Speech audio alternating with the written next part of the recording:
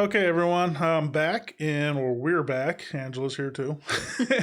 And I brought my cousin back because we're running out of guests because of the quarantine. So, welcome back, Michael Vigil. Hi. Well, don't sound too I'm here. enthusiastic, fucker. You're like, hello. I'm glad to be back because there's really a whole lot to do around here. Yeah, it's getting to be a little much. So, Yeah. what I was going to talk to you about initially, because we didn't really get too much into it, we'll treat you like a, how do you want to say it? Like you can give us some insight into your old history of work, since it's not something a lot of people know about. You're traveling around. Oh yeah. Not the sex trade stuff. Oh, I don't know what you're talking about. He thought that's what you meant. Yeah, he's like, well, which one? That was illegal. Don't tell my wife. She doesn't know I do that. Damn it. So, for those of you guys that don't know, for a number of years, he was traveling around like a carny doing sales, right? Basically, yeah. I was doing sales, but it wasn't never at a carnival, so it wasn't quite carny work, but it was similar process. It was like some Ron Popeil late night, 3 a.m. commercials that you see on TV. I don't know if they're still on anymore because I'm usually asleep. But I would try and pitch people to buy, useless shit for a good amount of money. And I did quite well at it. I really enjoyed doing it. It was it was a lot of fun to be able to bullshit people into buying crap and make money and travel and see things that you normally would not have seen. Staying in a little town in Colorado or in Arizona. So it was a lot of fun. So how did you stumble across this? How did you end up getting involved in it? Well, there was, I had just moved back to Colorado from Arizona, and, I needed some work. So I figured I'll just, find something part-time since nobody else wanted to hire me, because I didn't really have any skills other than the sex trade. And the sex trade. I can't do that in public. The sex trade and a lot of marijuana smoking.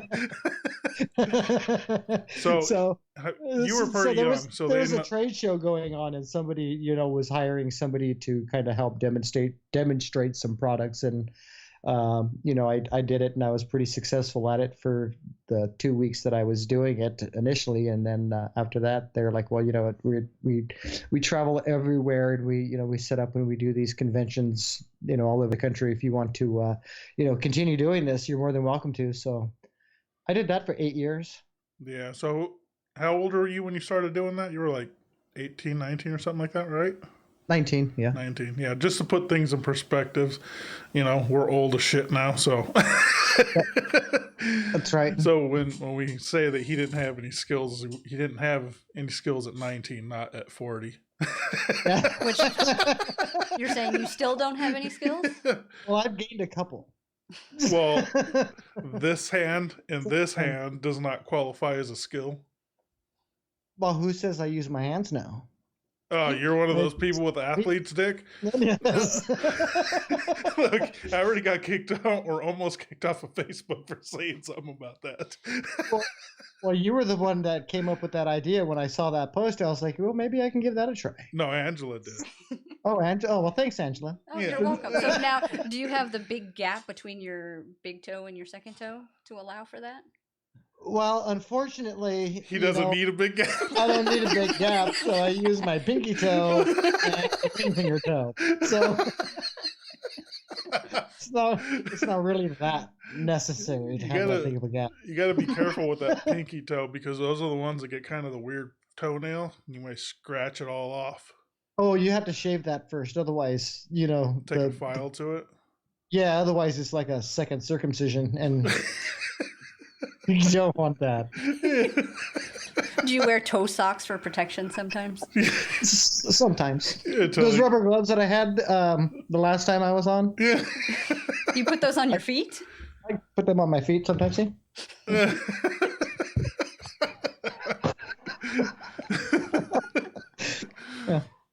And so you got to do what you got to do to adapt. Yeah, that's pretty disgusting. Yeah. So when you were doing this traveling around, how many states did you cover? I covered 48. 48. Pretty much everything. All of them. Yeah, we never went to Hawaii or Alaska. Or we didn't go to Canada or Mexico or anything like that, but we did go everywhere else. So explain the process of, because obviously you were going from one city right into another city, right? Or was there gaps? There was gaps in between.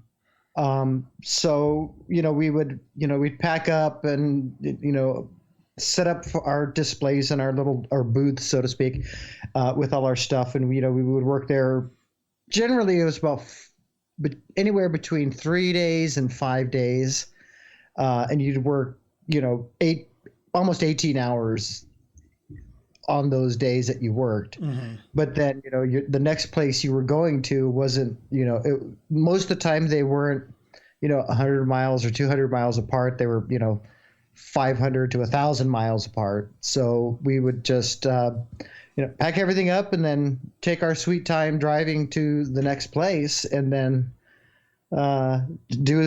just keep that pattern going and just keep doing that over and over again. But the places that, we went to in between, gave us time to be able to explore what, this country has to offer as far as, state parks and just different things that you would never think about going to go do. Mm-hmm. Like I went to an oak barrel making factory in Missouri one time that I thought was going to be fucking weird, but it ended up being really educational, and they gave you free booze when you left. So,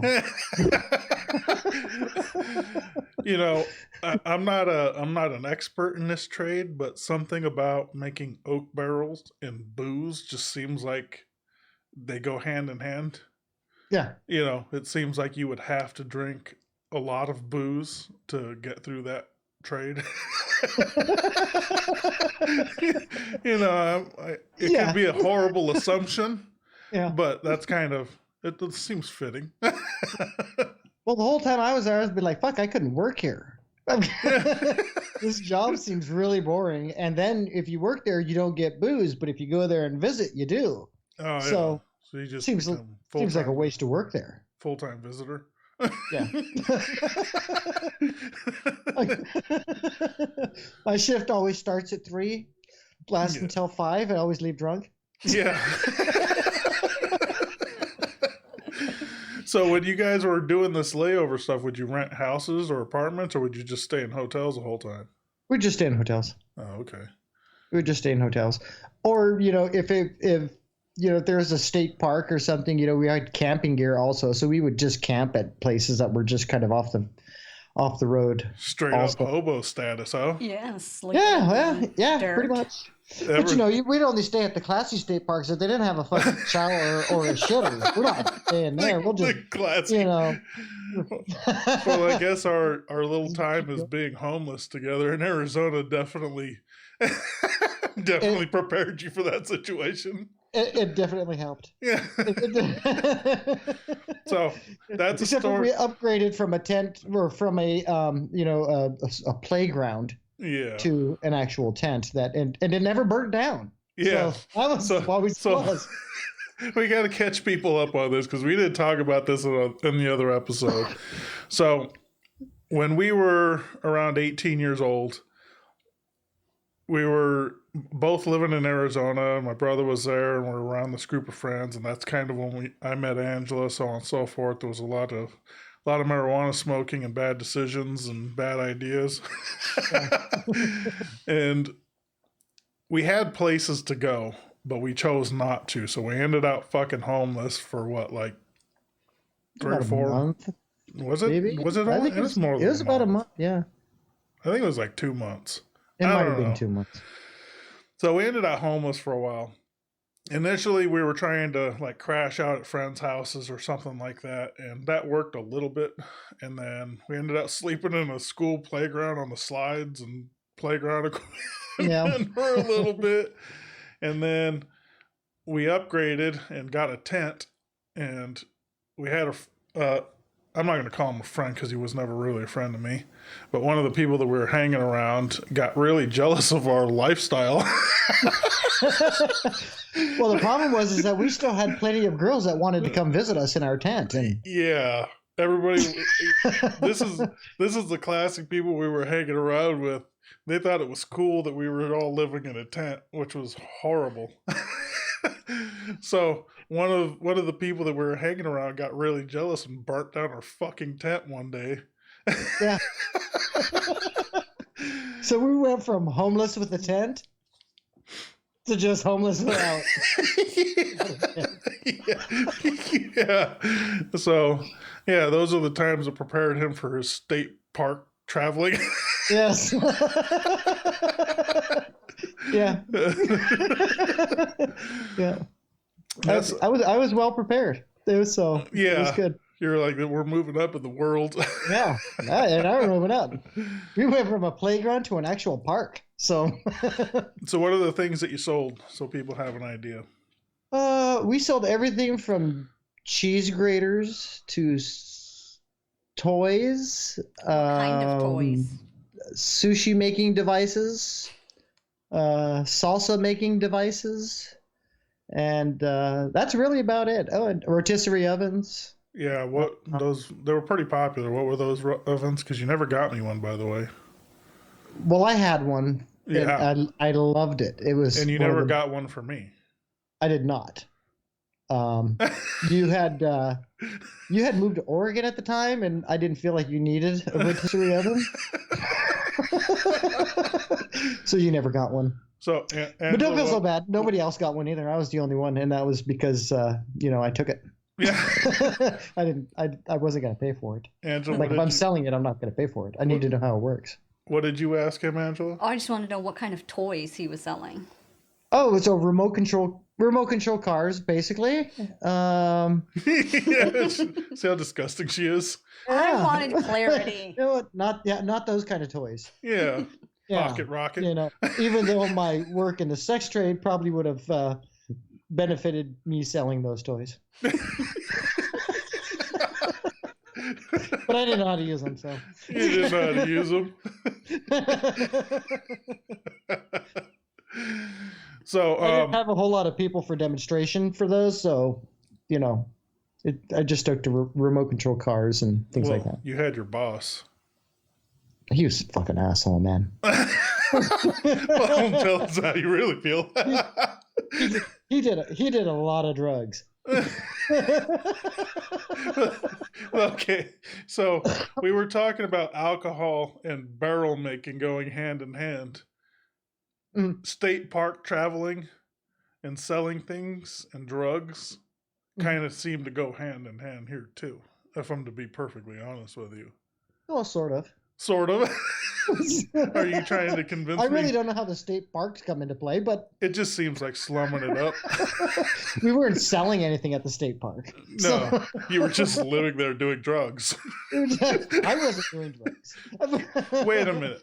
Listen. Marijuana's not a drug. Yeah, whatever.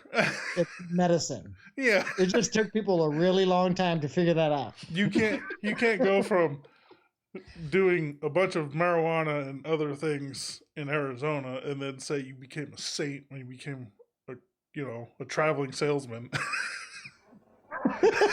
What the fuck is going on here? Well,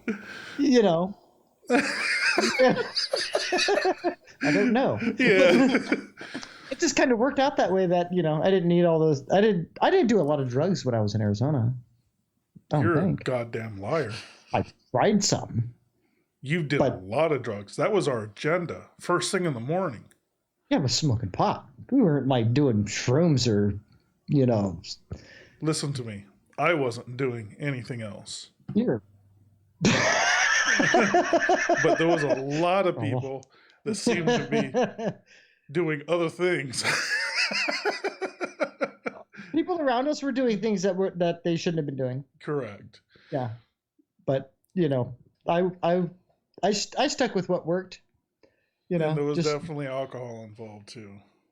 booze and marijuana and cigarettes and I can't think of anything else. Yeah. I'd say food, but we were homeless and didn't have a whole lot of that. Yeah, that's where our priorities were kind of all wrong.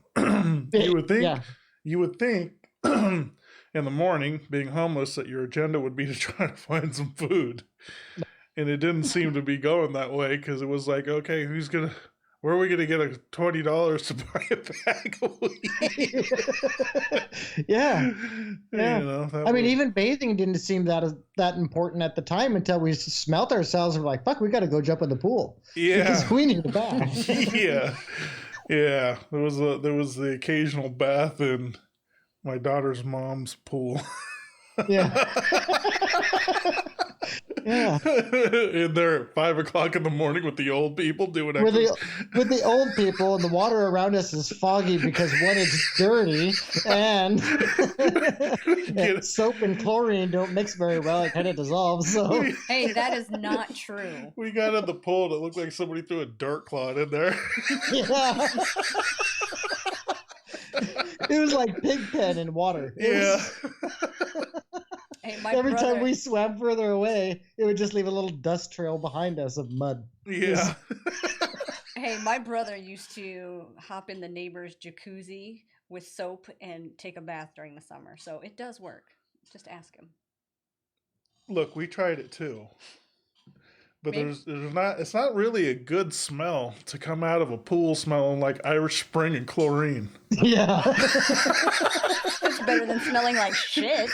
Yeah, but this is a very, like, a big red flag in terms of what your fucking lifestyle is when you come out into public and you smell like chlorine and soap.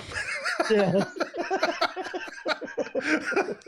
You're like, I don't know what's happening here, but it doesn't seem like it's good.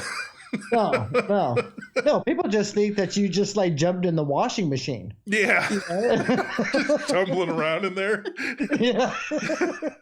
Tumbling around, Yeah, which now in retrospect probably seems like it would have been a good idea to do. Just, go to the laundromat and, pay $1 or whatever the hell it is and get one of those big machines that people wash their blankets in and just kind of hang out in there. Yeah, that you would have to go there because they didn't have the center post.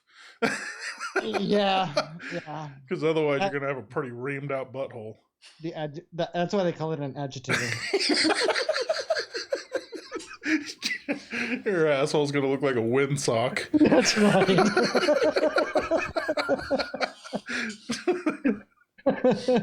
So, speaking of these toys that you used to sell, when Mike, right before Mike got convinced to move in with me in Oregon, he was in Oregon selling those little radio control cars, which couldn't have costed more than like $1 for you guys to buy, right?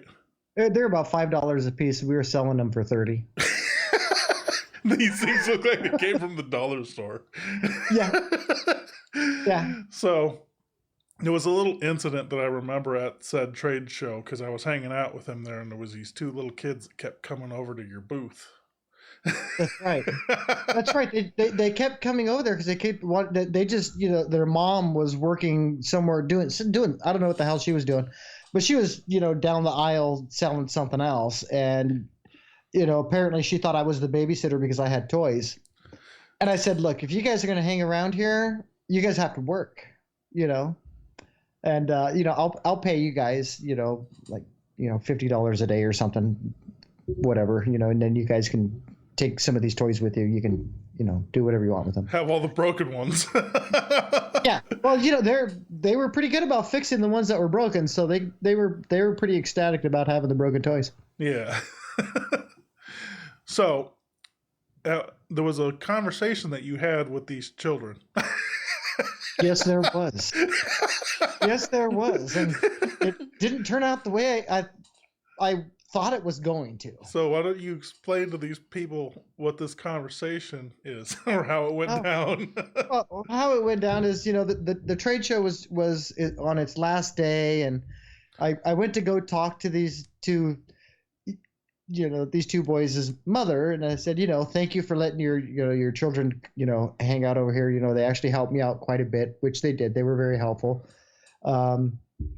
So thank you. And, I'm going to give them, a couple of toys, and, they have some money now. They can do whatever they want. And she was very happy about that. She's, thanks for watching them. And so I went back over there, and they're like, you were talking to my mother. I was like, yeah, I was. And, well, what were you talking about? I said, and I told them, and then, were you hitting on my mother? I was like, no. I was like, if I did that, you guys would have to call me dad. And they're like, so? At least we, so at least we'd have toys. Yeah. I'm like, oh. So basically, these kids were willing to pimp out their mom for some more RC cars. Yeah, they were ready to just sell her out right on. Sell her what? Her ass? They're going to sell her ass for some toys. Yeah, that was the first time I ever seen children try to pimp out their mom. Yeah. Very strange. I was there to verify this conversation. It was kind of shocking. I was in the background laughing at them. I was just like, what the fuck is happening here? Yeah. Yeah. Well, it's good to know. I mean, it was, good information to have, knowing that if you needed somebody's baby mama, all you needed was some toys. Yeah, that seems like some pretty sketch type moves to scoop in some, sneak in some pussy. trying to get close to the kids by bribing them. Well, sometimes, I mean, I've seen people try weirder things. So you're like, I don't want nothing to do with raising you guys, but I really need to get laid. So here's some video games, or here's some of this. Go play in the other room while they try to take a stab at your mom. That's right. Exactly. Whatever works. Yeah.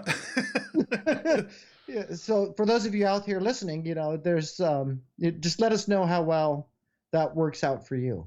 What are you trying to encourage them to do it? Why not? It's a good idea. I'm sure there's a lot of people out there that have already been implementing that tactic. Well, I'm sure they have too, but I want to hear some success stories. Yeah, comment below. Yes, comment below. Tell us all about your shitty game. Yeah. Yeah. I don't got a one-liner. My one-liner consists of video games and toys for the kids. Fuck them. That's right. I just go up to the lady at the bar and was like, hey, baby, you got any children I could buy toys for? You might get kicked out by saying that. Yeah. That doesn't seem like a very good tactic to me.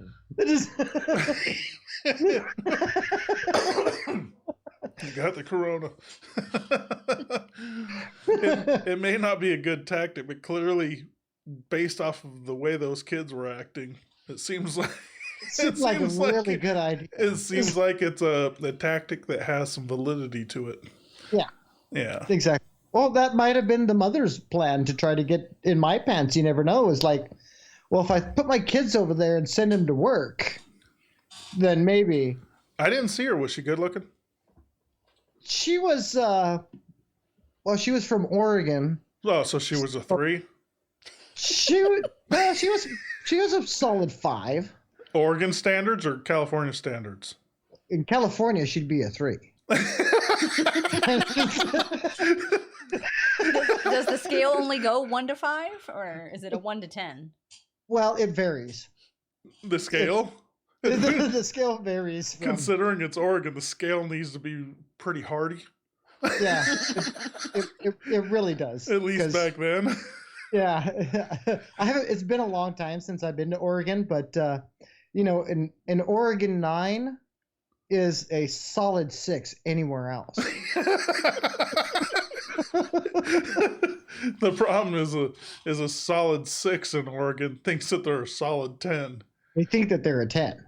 Now, they which all think they're a 10. which is a Even little if strange. even if they know they're a 2, they still have the mentality of themselves being a 10 until you have to remind them, and then things get ugly and Or- they start yelling at you, or the bus driver has to tell you that was a woman, or they start telling you that you treated them like a whore.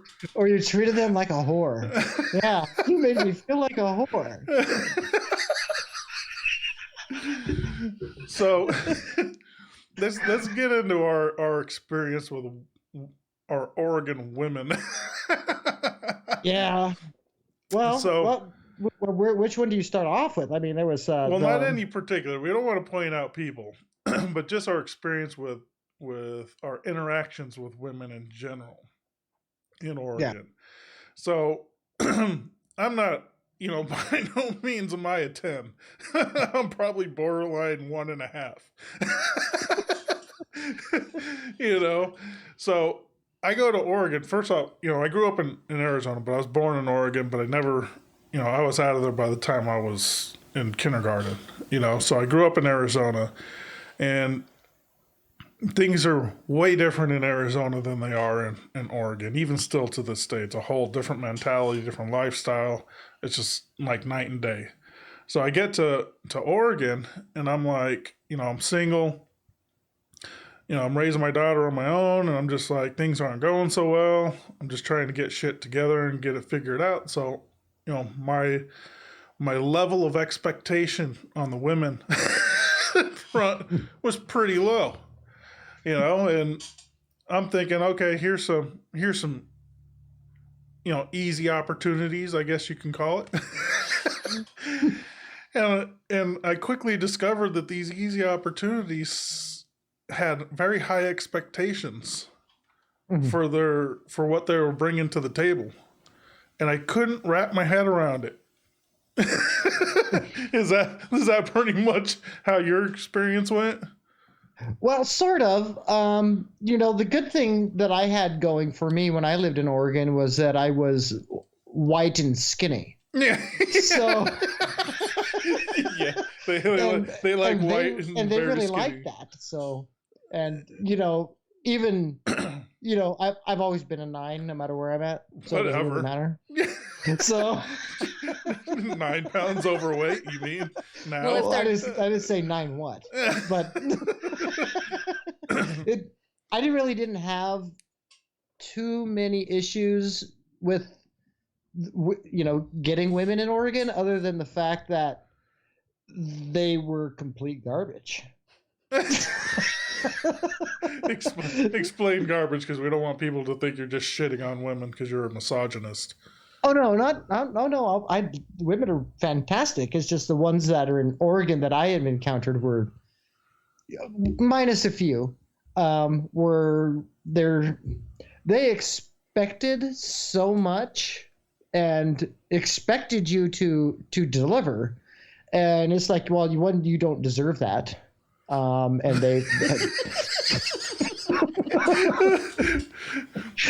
they're very entitled. Yes, I think that's probably That's the what best. it is. They have this sense of entitlement because, all women or not all. Stop a lot of the- stereotyping a lot women, of the, a, you lo- a goddamn lot of the pig. women in Oregon just seem to think that they had platinum pussy, and that's just not the case.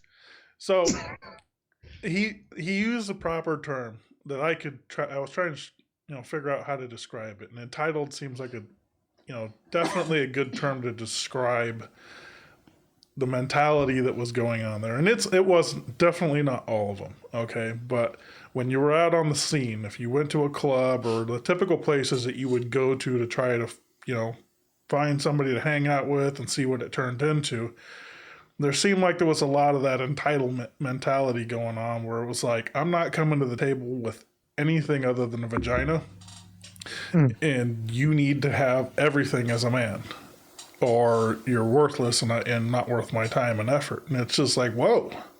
Yeah. Where did that come from? If that's the case, I'm going to go talk to your hot friend because because if this is how I've got to, if I got to come to the table with everything, I'm talking to the baddest ones out there. I'm not talking to you, chubby. Yeah, that's right. That's right. Or you go talk to their chubby friend and be like, "Hey, what's that bitch's problem?" No, then that gets them going. They're like, "Well, wait a second." I ran into some chubbies that wanted an awful lot too. That was definitely a strange situation. Because look, I don't care what guy is out there. You're lying if you say you didn't have a few vampires in your past. What I mean by vampires is the ones that only come around at night. And I ran into a few vampires that had very high expectations.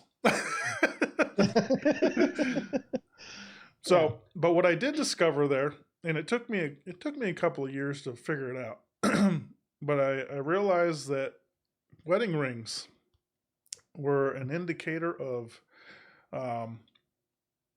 booty calls. Yeah. Yes. If you had one, then they were interested. Yes. And it was a very, very common thing. If you were a single man, it really didn't matter if you were single. If you were a man of any way, shape, or form, and you ran across a woman that had a wedding ring, there's a high likelihood that you can spark up a conversation with said woman, and it could turn into something a lot more than that. And it wasn't a lot of effort. Yeah. And you may think that is a horrible thing for a guy to do, but guys are horrible people. And you know what? When you're in your early 20es, you got to do what you got to do. You don't care. You don't care. You feel like a caged really animal. Don't. You feel like a caged animal. You're just trying to get it out. Yeah, exactly. And you're like, well, this one seems interested, but maybe I'll just make her wear a glove or something. I won't have to see the ring. But the first time I discovered that, I was actually on the bus, and at the time I didn't have a job, so I was going to a job fair at the zoo of all places. But on the way out of the zoo, there was a smoking hot Russian girl on the train, and I was like, "Whoa, Jesus Christ! I got to talk to her." And so I put myself in a situation where I'm able to start having a conversation with her, and she seems very interested. And then, I ask her for her phone number or whatever, and she says, "Well, I'm married." And I was like, "Oh, I'm sorry." But she gave me her number anyway. And I was like, then I was torn because this was my first run-in with a situation like that. So I was like, do I fucking want to get involved in that shit? Yeah. What is this going to turn into? So I never really acted on it. But then that was my first encounter with that. And ever since that point happened, I realized, holy shit, this is a very common thing out here. I kept running into more and more married women that were easily going to give up the ass. And I was like, whoa, this is crazy. So, yeah. That's our experience in Oregon. Yeah, basically that, and my one scenario with that was I was walking down the street downtown, and there's these two ladies that were like, they were kind of talking shit about somebody, I don't really know who, and one tells the other, what you need to do is go find yourself someone younger. Oh, and, cougars. And then they said, like him. And then she pointed at me. And then next thing you know it, I'm like, well, what are you talking about? You're like, am I having an audition or what's this? How did I get involved in your guys' conversation? What are you even talking about?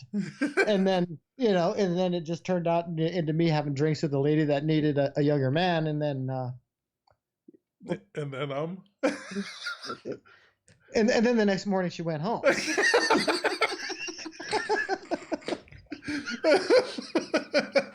And then there was a whole lot of yeah, the sun's up, are you gonna go home? Well, if Angela's over there making very vulgar comments trying to get you kicked off of Facebook, then I have to mind my P's and Q's. Thanks a lot, Angela. No, you don't. You're welcome. No, you don't. You're just worried about getting grounded. You could have got the whole story. Yeah. You're just worried about getting grounded. Uh-huh. We could talk about those types of things. We just can't get super racist, apparently. Oh, yeah. That wasn't even racist either, but whatever. It wasn't. Her sandbag comment before was more racist than that. Way more racist. That wasn't my comment. Dirty ass, whatever. Insert your nationality. Dirty ass, insert your nationality. It's gonna be like Mad Libs. Yeah. Mm-hmm. So, what have you been? How are things at work? What have you guys have been, doing there as far as like dress code? Have you guys been slumming it up? No. I manage 6 other people, and there's 2 physicians. So the 6 people they still have to dress up in their work uniform, in their scrubs. Oh, okay. Because because one, that's your work uniform. You can't come to work looking like you're homeless. It doesn't work that way. You still have to follow your rules, or my rules anyway, since I'm the one that makes them up. But I have executive people that I have to answer to, so I have to make my facility seem like it's better than the rest of them, which it is, because I want everyone to be professional. Do your work. If you don't do your work, then go home. And we have patients that are coming in, so we have to follow all the strict guidelines that everyone else in healthcare has to follow. Mm-hmm. I like to step ours up a little bit, just because I don't want to get sick and I don't want them to get sick, because then I have to hire more people and I don't want to mess with that. But with the change of things, hiring somebody here to be a medical assistant or something like that has been very challenging, because the unemployment here was so low. And now I can basically have the pick of the litter. Yeah. So now they have to really behave themselves, because I make note to mention it to them that you have a lot of other options. I have a lot more options and you don't. Yeah. So you need to, one, clean everything the way I tell you to clean it. If you have to wear a mask all day, I don't care. You're not getting me sick, or you're not getting our patients sick. And if you come to work with a bad attitude, I'm sending you home, because I don't need that type of shit. And do your job, and my employees are pretty good. They're pretty receptive about it. I have, 1 or 2 that kind of give a little bit of pushback, but then I just kind of have to set them back in their place and be like, I could flex you off of your job if you would prefer, if you're not that happy. So everything's been going okay. I mean, because we're in a specialty and we're not really, primary care or anything like that, business has slowed down. So I have finally came to the point where we need to save money, because we're spending more money than we're bringing in, and I had to cut people's hours. So it's a sucky thing to do, but you had to do it. Yeah. So in regards to that, I'm assuming that your appointments have plummeted or gone down. I mean, is that a fair assessment? Oh yeah, they went down. They went down about 70%. Yeah, so that was one thing that Angela and I were talking about just prior to the podcast was that up here we're in New York, but we're not in New York City. We're not anywhere close to it. For those that don't know, we're about 5 hours away from New York City, so we're in a very rural area that based off of what we're seeing on the news, there are some cases out here, but it's nothing to the scale of New York City, not even remotely close. But the squeeze up here has been pretty tremendous to the point where I guess there's reports where the hospitals are starting to consider laying people off and doctors' offices and so on and so forth because there's no need to have the people there. Yeah. So it's kind of a strange situation because the media is telling us all this doom and gloom, and then you look at the realities that are happening around the area, and you're just like, well, it's not like our hospitals are overfilled with patients here. What are you talking about? It doesn't make sense. Doesn't quite translate to our area. Mm-hmm. So it's a little bit of a strange situation that we're having to adapt to, and it's rough. Mm-hmm. I'd be lying if I didn't say that it was. Well, nowadays there's, the Department of Civil Rights has relaxed the rules on some HIPAA regulations. Like, before you were only able to use your electronic health record form of communicating with the patient. Mm-hmm. So they have relaxed that to now you could use FaceTime or you can use Facebook Messenger or Zoom or Skype to conduct your office visits so that the patient doesn't have to come into the office. Yeah. So since, because of that, the company, and I work for a very large company, there's 56 offices. I just have one of them. Since they initiated that, we've been able to increase our patient population with that medium. So we use a lot of Zoom and FaceTime and things like that because our system is when a patient comes into the office, we do our visits. Everything's done on an iPad anyway. So we could do FaceTime with the patient. The doctor doesn't even have to come into the office, which is good because one of the doctors in particular is extremely paranoid but goes for walks every day. But go figure. So, we were able to increase our population that way. And one of the other providers is happy to come in, half a day, but we have to wear our N95 mask and our full garb, and it's very uncomfortable. So when you see the healthcare workers on TV saying, we have to wear this shit all day long, and it's very uncomfortable. Your face gets bruised from that mask, and it's true. I mean, it hurts. It's very uncomfortable. You can't take it off. So which means because you can't take it off, you can't eat or drink, and going to the bathroom is a process because you gotta take off your gown. You got to remove your gloves and then you got to put everything back on. It's a big mess. So it's very uncomfortable. So doing a half a day with patients is very feasible if they're going to come into the office. But if they're not, and we could be able to build our population back up to what it was with telehealth visits, and then everyone can keep their job. Yeah. So my last meeting today was with my staff saying, look, you guys did very well today. For something that's brand new that we'd never done before, you guys are doing really good at it. The only problem is that I have to cut your guys' hours, and in order for that to be saved, you guys need to become better at it, so that we can see. The goal is to operate a telemedicine practice the same way we do when patients are coming in, and everyone can keep their job and keep their hours. So that's enough motivation for people to get their shit together. Yeah.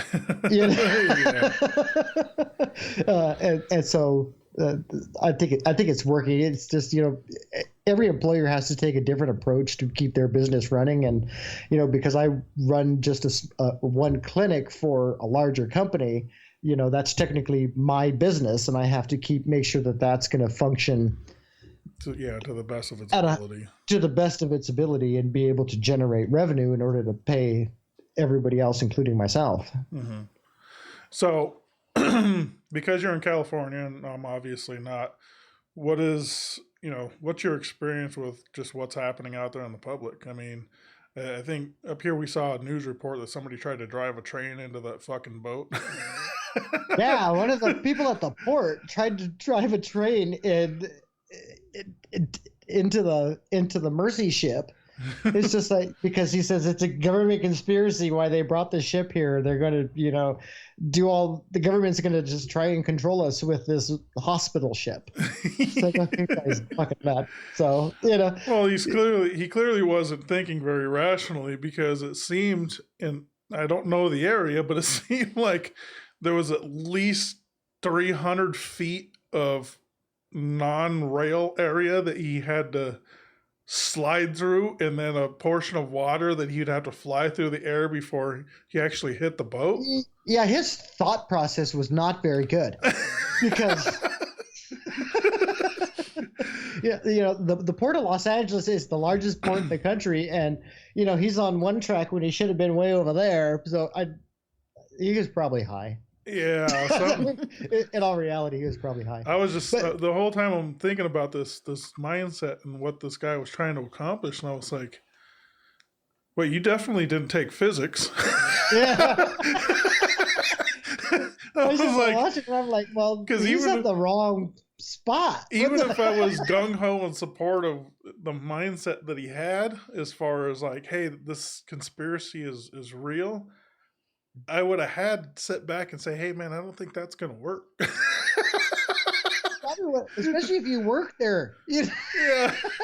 I was like, you should be an expert on trains. How can you fuck something up that bad? I mean, it's like getting lost in your house going to the bathroom. Yeah. I'm trying to look, imagine this. This guy's probably running full tilt on the tracks because he had to derail the train, right?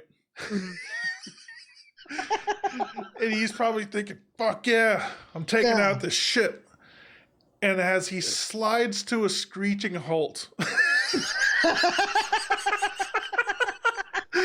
I gotta wonder what his mindset was when he's looking at this boat still hundreds of feet away from him, and he's sitting in a dust cloud underneath some overpass thinking, well, fuck, that didn't work. Yeah, and there's still a body of water in between you. Yeah. I can imagine what you're thinking, like, man, I really fucked that one up. Yeah, how am I going to explain this? And then he openly admitted what he was doing, which was even stranger. Yeah. Because I'm sure he had to feel like Wile E. Coyote when he flings the boulder up in the air and it lands back on his face. Yeah. I'm sure that's a very good analogy. Yeah. This is a Roadrunner and the Coyote. This guy's Roadrunner got away. Yeah, I don't think if I was sitting under that bridge in a pile of dust, I don't think I would tell anybody what I was trying to do. No. I'd be like, I don't know what happened, man. This thing just took off. Yeah, it just took off. I was trying to park it over there, and and I lost control. You know, it just seems like telling the truth in that situation is definitely nothing good is going to come of it. Yeah, no. You know, it's hard. No. It's hard to convince people that you have it all figured out. When that was your plan. Yeah, did you think that through? You got a pattern here of not thinking things rationally. That's buddy. And I've got evidence to show it because there's a fucking train sitting here in this empty lot.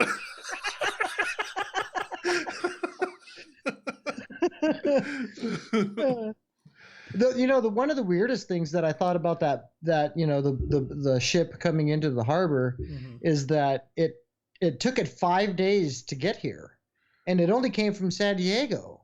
Really? And yeah, and it's like, I see boats going down the ocean all the time because out of my office window is the ocean. So I see all kinds of boats going back and forth, back and forth. I'm like, why did it take this boat in particular 5 days to get?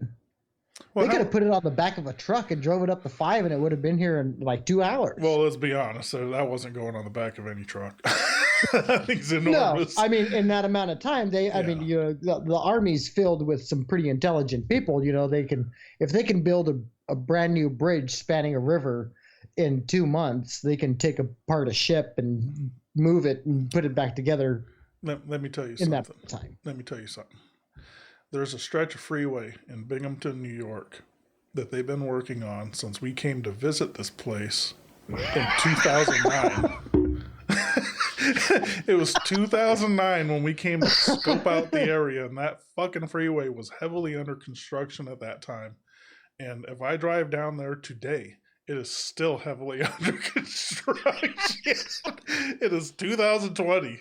I don't know. That's because you have contract workers now. You gotta make that shit last, man. You don't want your contract to expire. Then you gotta find another one. I don't know exactly what's happening or what the rationale is for it, but just an observation. Yeah. I don't know how many years they were working on it prior to our visit in 2009. Just something that I noticed. But I don't know. 5 days. Like for instance, up here. Obviously, I work at a marina for my day job, and the people that are traveling to and from our marina, they're going typically down the canal system from our marina, which is just north of Syracuse, New York, and then they head into the Albany area, and then they get into the Hudson from there, and then they'll travel south or north, like either which way. But it takes a couple days to get from here to Albany. Yeah, but they're on a canal. Yeah, I mean, that's a lot different than a great big ocean. Not necessarily, because the speeds are typically the same, especially with a massive ship like that. Those things aren't hauling ass. But I don't believe it, and let me tell you why I don't believe it. I'm sure there was also some logistics involved with getting the ship stocked and everything else too. Well, that makes sense. I mean, if that was the case, but when they said it's leaving, and then 5 days later it shows up. I mean, there's only really one other place to stop along the way, and they don't even have a dock. So, so I don't know how that happened. But, if they can get a great big warship from Hawaii to the Gulf in the Middle East in a matter of days, I'm pretty sure that they can make it from San Diego to LA in I'll give them 2 days, just to give them a little bit of some credit. But out of curiosity, what day of the week did it show up out there? Oh shit, I don't know. I don't remember. Was it a weekday or a weekend? It was a weekday. It was a weekday because I saw it coming across the and it was moving pretty fast across the water. I mean, it made it from off in the distance where my view is, I can see one island that's 40 miles away, and then there's one that's closer that's 20 miles away. And the space in between them for where my point of view is probably about 15 miles. And it made it there. It traveled that little bit of a distance fairly quickly. Are you trying to? You're over here fucking doing a math. You're like, well, let me get this fucking ruler out. I'm gonna hold it up in the window. I'm gonna judge this. My estimation is that this boat was traveling at 15 knots. I thought it was moving. Yeah. Let me tell you. And there's no fucking reason why this thing should have taken 5 days. I can clearly see there's no other boats in the water, so there's nothing in its way. Yeah. So when it showed up, did it look anything like the one that showed up in New York City, where it looked look, these boats are enormous. They're massive. And I know that docking these boats takes a pretty hefty crew of tugboats and stuff like that to get them maneuvered in position and so on and so forth. but I would be lying if I didn't tell you that I thought there was an enormous amount of grandstanding going on when that boat came into the Hudson into New York City. Oh, here too. Everyone was just ecstatic, and you know, I mean, the boat was in pretty good shape. It was clean. Well, it was fucking white. Huh. Well, you know, the military, you know, they're constantly maintaining their stuff. So Yeah. of course it's going to look good. Well, I mean, just like with all the boats and the helicopters and everything coming in together, like this is a parade or something. That's kind of what it appeared to me when the boat came in. That's what it was. That's what it was here too. You know, and I don't know. I Yeah. guess it's good in one respect because it helps morale. Yeah. With the public, because they think, hey, we got this under control. And then, I kind of think Californians like to be lazy. To be honest with you, I think that they're really enjoying this having to stay at home business, because they're like, oh great, you know, the governor here is like, you can file for unemployment or you can get disability. You can, you know, we're going to hand out all this stuff. Yeah. And so everyone here is like, well, that's great. I'm going to start collecting that right now before their boss even let them go. Yeah. I don't. So I just kind of think people are taking advantage of the situation that's going to end up in the long run backfiring on everybody else. Well, I can guarantee that's happening because I know there's a number of people that are on fixed incomes. Mm-hmm. That their income hasn't changed at all because they're already getting benefits through the state, you know, whether it be Social Security checks or disability or food stamps and welfare checks and Section 8 and whatever, you know? Yeah. And I know for a fact that a number of those people are waiting for their stimulus check. And they it sounds like a hooker. Yeah. But you know, provided some stimulus. Now where's my check? You know, but seriously, it's like you see it and it's like, what the fuck is happening here, man? I'm like, it's a little frustrating. Even if the check is $1,200 and the max, you know, whatever that is, this is California. That's not going to get you shit. Well, no, I'm just talking in regards to like just kind of taking advantage and being greedy. Oh, I'm yeah, like your lifestyle wasn't affected at all. No, and you're waiting for this check. Everyone gets their check and Best Buy stock goes up. Yeah, you're waiting for your check and you're all excited about it and getting upset that if you think you're not going to get your check, and it's just like, well, your lifestyle wasn't derailed by the government at all, zero. Yeah, no. So I don't know. It's just one of those things that I noticed. It's like, you know, it's hard to not get aggravated about it because it's just like, what the fuck is happening here? Yeah, it's like, you guys are weird. Now, see where we're at. You know, we're in Orange County, which is, it's Orange County doesn't like to consider itself part of Los Angeles, but in retrospect, anything from Malibu to Palm Springs, or you know, from LA down to it's all the same place. It's all one great big city. Yeah. I mean, it's basically one place. Yeah, you just got a bunch of people that are trying to segregate themselves to make themselves feel. They're like, oh no, we're special. Not from LA. We're in Orange County. It's like fucking LA is like 15 miles that way. What are you talking? I didn't see any fucking gap, so you're the same goddamn city. Yeah, yeah. There's no space in between. Yeah. So. Like those people in Arizona that are like, no, we're not from Paradise Valley. We're from Scottsdale. Yeah, and they're yeah, like right across the street from each other. Yeah. It's like, okay, so you cross the street and then you're on an Indian reservation and you're not in Scottsdale anymore. Yeah. I'm like, look, this is all Phoenix as far as I'm concerned. This is all the same area. Now, government-wise, it's different. But you motherfuckers live in the same city. Let's just say that. You're used to it, man. Yeah. So, you know, Los Angeles County is seeing, you know, numbers like New York City is. Mm-hmm. You know, just staggering numbers. And Orange County is second Mm-hmm. in those numbers in the state of California. Um, so I mean, there's a lot of cases here. So our hospitals are full. Yeah. And I mean, they have drive-through checkpoints here where you can go in and, get your test done. Mm-hmm.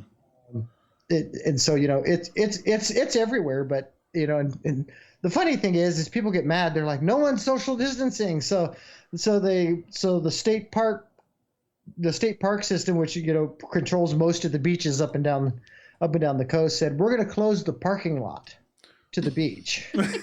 So you don't have anywhere to park to go there. You don't have anywhere parked to go there. Yeah. Which actually kind of pissed me off because I bought an annual pass so that I can go to the beach whenever I wanted to, and then they closed the parking lot. Yeah. Well, it just means you can't drive there. You could still, what if you just walk? Well, I would rather, take 5 minutes to drive there than an hour to walk. Now who's lazy? Look, there's a reason why he's fat. I'm fat, Angela. Well, get unfat. Now's your chance. How am I going to maintain that if I'm walking? How are you supposed to enjoy the beach when you get there and you're exhausted and want to take a nap? Well, take a nap in the sand. Oh, and then get all fucking sunburnt and all fucked up. Have you ever slept in sand? It's not that comfortable. Just because you walk in it and soft, when you lay in it, it's fucking hard as a rock. Yes, I have laid in the sand. She weighs like 3 pounds. Whatever. True. I weigh a lot more than that. Whatever. You whatever.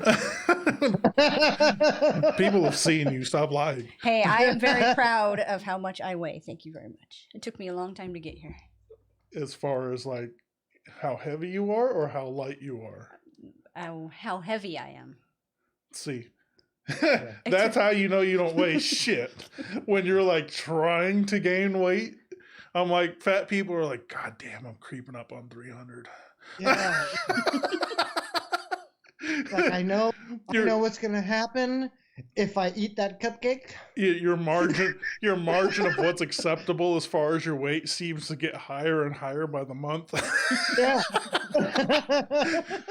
When we were a kid, we're like, 175, 180 is a good weight. And now as a 42-year-old adult, I'm like, God damn, that's skinny. Well, you're also very tall. If so I could just get down to 230. Well, it's more acceptable when you're tall, but when you're short, then it really looks weird. I'm really not that fat. I just got a big belly. Yes. And a fat face. That's where it starts, is your face. That equals to being fat. I've got nice tits, though. His are bigger than mine, so they are pretty nice. They're a little lopsided, but they're nice.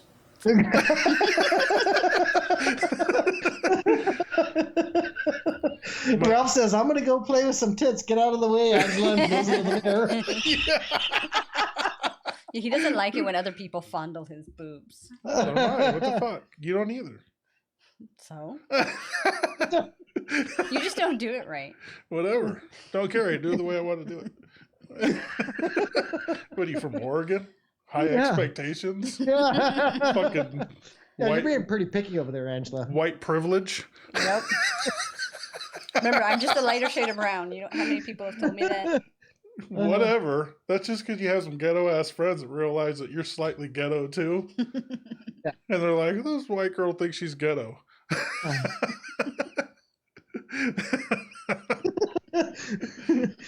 Trailer park meets hood rat. Yeah. Boom. Yeah. Hey, I haven't been in a trailer park since I was 2. Yeah.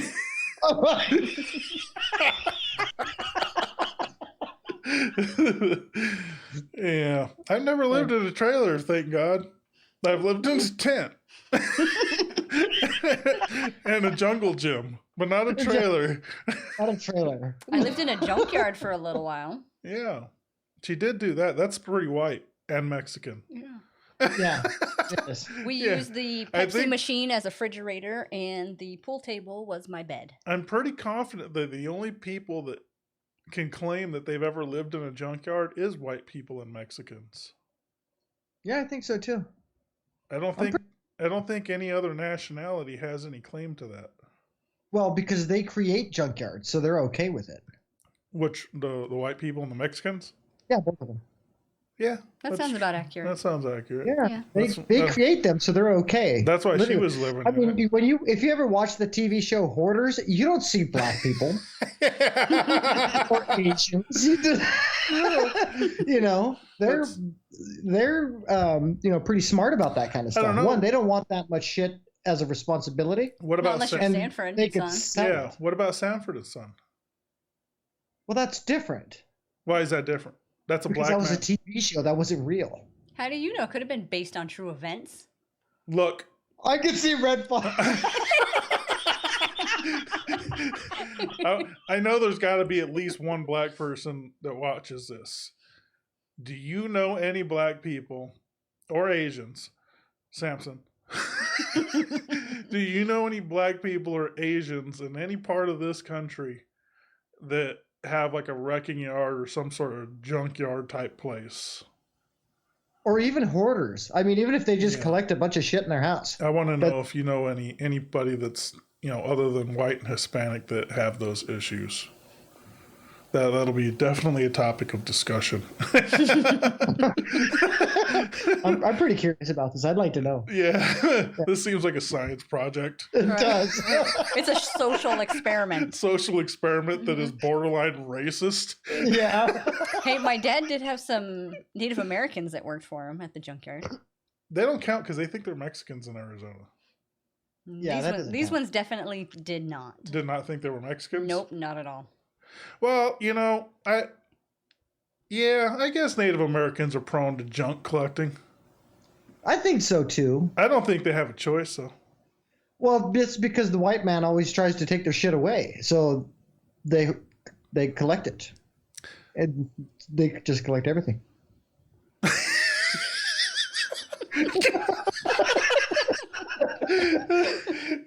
Can you blame them? Yeah. You know what I noticed moving up here to New York is that the Native Americans in New York versus the Native Americans in the Southwest are very different. Well, yeah. Like very, very different. It's like different nationalities. So without risking getting kicked off of everything.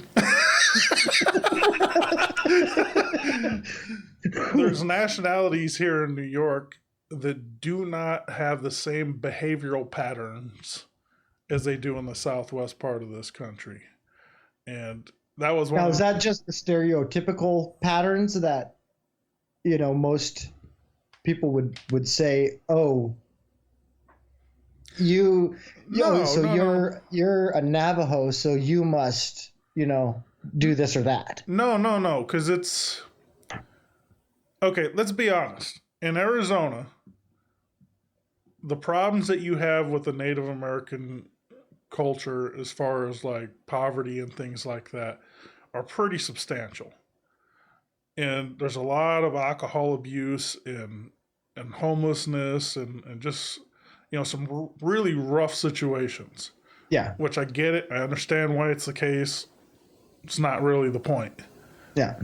That doesn't exist nowhere near to the same capacity up here with the Native Americans in this area. And it's not like, I don't mean it to be on a stereotypical thing, because it's really not. It's just a notice and a completely different behavioral pattern and mindset amongst different ethnicities between the Southwest and New York. Mm. It's just so stark difference between the two, and it's just kind of strange to me. And that was one thing that I had to adapt to when I moved up here. Is I was like, what the fuck is happening here, man? This is not normal. Well, it's like that in the Midwest too. I mean, the Native Americans in the Midwest are much different than they are in the Southwest. Yes. Well, I don't have any experience with that, but I'd have to assume that that's correct too. It's true. It's true. And even in the South, even though you don't really think of the South of having too many Native Americans, but there is an awful lot of Native Americans that live in the South, Florida especially. Yeah. So like, I was actually kind of looking, because for those that don't know, Michael and myself are very Native American. We don't know what tribe because the tribes that came out of southern Colorado and northern New Mexico were devastated by the Spanish. And it's kind of like a luck of the draw if you figure out which tribe it could be. It could be Navajo, it could be Cherokee, and then there was a number of small tribes in those areas that were kind of offshoots of each of those two. But we don't have any way to verify which tribe it was. So, which is horrible because we don't get any casino money. I don't know that there's any casino money to be had. Not now, there isn't. We get no casino money because we don't know where we belong. The one casino that I remember was in Hollywood, New Mexico, and that place was a shithole. Oh. They had a really high-end racetrack that they had built there for dirt track racing, and I think they raced like one season, just let that thing fucking fall apart. And I was like, what is happening? But I remember driving by that one. Oh, there's a lot more. Yeah, there's a lot more, especially where the family supposedly originated from. There's a lot of casinos there now. Oh, is there? Oh yeah. Yeah, are they good casinos or are they like fucking gas station casinos? No, they're good ones. Are they like Las Vegas level? No, there's no Las Vegas level any kind of casino except for Atlantic City. But yeah, because I'm like the casinos that we have here in central New York. There's like one or two that I know of that seem to be pretty well off, and then there's a couple others that you go into and it seems like an elderly convention. Well, yeah, Turning Stone and isn't that's bad. the thing with Vegas too. And Vegas has those two different sets of casinos too. I mean, you go down the Strip where everything's fancy and lights, everything and from all the this stratosphere and to then, the and then you can go down Fremont Street, and you're like, that's where fucking Joe Blow is peeing on the corner, and Grandpa's walking out with his cane and his bucket of chips. Well, Fremont Street's not that bad no more. I don't know when the last time you've been there, but it's actually upgraded substantially. It's the gap between Fremont Street and the stratosphere that's pretty Oh yeah, that's bad. that's pretty much shit. That's pretty trashy. Where all the Fremont Street was gentrified. where all the wedding chapels are. Or once you get all the Wedding way down, chapels and pawn shops. Yeah. if you go down to the other end, like where like past Planet Hollywood and stuff is, all the way at the very end, there's like nothing. It just drops off. Yeah. Well, Yeah, it does. Well, that's where the airport is too. I mean, there's nothing. we drove That's as through far as there. people want to go. They're like, okay, we made it to the airport. We better get the fuck out of here before we lose any more money. Yeah. Well, we drove through there in 2018 when we were heading to Oregon from Arizona, and that place is exploded. It's really, really growing like tremendously, and the casinos on the Strip the Strip is widening up. Mhm. I mean, it's still one road, but back in the day, if you weren't on that road, your casino didn't get visited. Yeah. And now Nowadays, it's much widening up and getting crazy big as far as its activity is concerned. Now it goes to the other side of the freeway, and there's just a whole lot there. Yeah. And I attribute that to Californians because they realize that you can go buy a house outright in Las Vegas for what you would put a down payment for one here. Well, and the tax situation in Nevada is dramatically different. Oh, there's no income tax in Nevada. And to be perfectly honest with you, other than the coast, there's not a lot of visual difference between the two either. Not really. Let's be perfectly honest. There's certain parts of California that are very pretty. But if you're in the LA area, it looks an awful lot like Las Vegas. Los Angeles is a dump. Yeah, and it looks... one thing I do have to say is that where we're at and anywhere south of here, don't be getting all snooty, you fucking pompous cracker. It's much different. We actually have mountains and stuff here, so I mean it's relatively nice. Look, you said you can see the beach from your place of work. He's all bougie And now. I've seen you post I work pictures. in a tall building that's on a hill. I've seen you post pictures from work, and I didn't see no fucking mountains in sight. It was flat as shit. That's because the ocean's flat. You're The only not. mountain Your out there is office an building is island. not in the middle of the ocean. I don't work in between the mountains and the ocean because if I did, all you would see was mountains and no ocean. That's what I'm saying. And my You're in a my- very flat valley. my office is like a half a mile from the ocean. This is like people in Arizona saying, "Oh, That there's makes no sense. people in Phoenix are like, there's mountains over here," and I'm like, yeah, in the north and the south of the city, but everything where you live is a fucking hole. Wasteland. Yeah, Well, that's why they call it a valley. yeah. Yeah. You guys live in the bottom of the toilet. What are you talking about?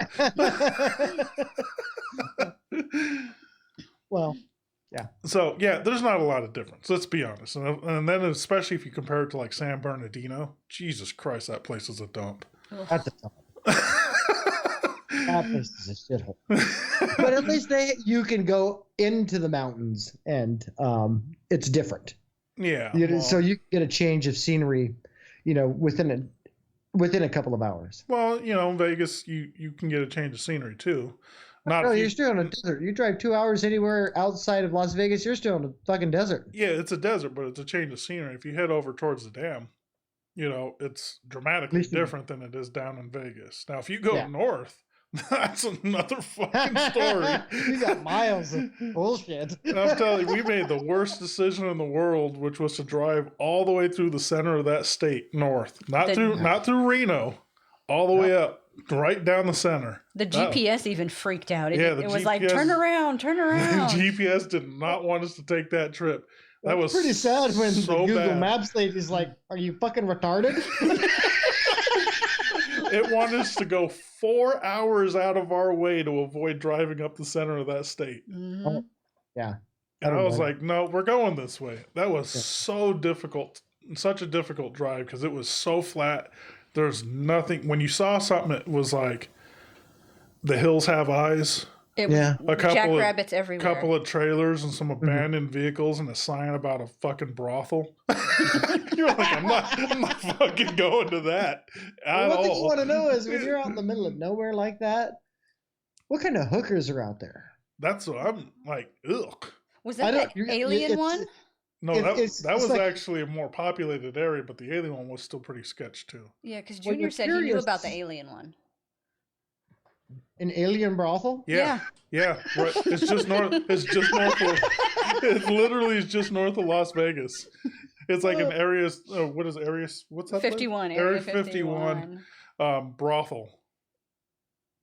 We actually were there because it's a gas station. Yeah, right and- next to it. and a shitty little rundown truck stop too. So you go into the convenience store, and if you come out of the convenience store and take a left, there's a building attached to it that's a brothel. Yeah, it's called the Alien Cat House. Yes. Why? So we're sitting there. We're parked at this place because we needed to get. I don't know if we got gas there or got some snacks or whatever because Both. we knew it was going to be a long Yeah. fucking drive before we found anything else. Man. And we're sitting in there, and I was telling Angela, I was like, "You want to go get some alien pussy?" Yeah. Bet you they serve a lot of blue waffles. You blue waffles. Well, their website says they specialize in extraterrestrial fantasies. Yeah. Uh, Yeah. yeah. Yeah. That's pretty much the noise I expected to come from there. They're doing a lot of ET phone home Yeah. from there. You remember that Cheech and Chong movie where he was dressed up as E.T. Eddie Torres extra testicle? He's all walking around trying to fuck the maid. Beep, beep, beep, beep, beep. I'm like, you guys got some weird shit going on here like that? Yeah. Judging by the condition of the convenience store, though, it seems like a good place to get an STD.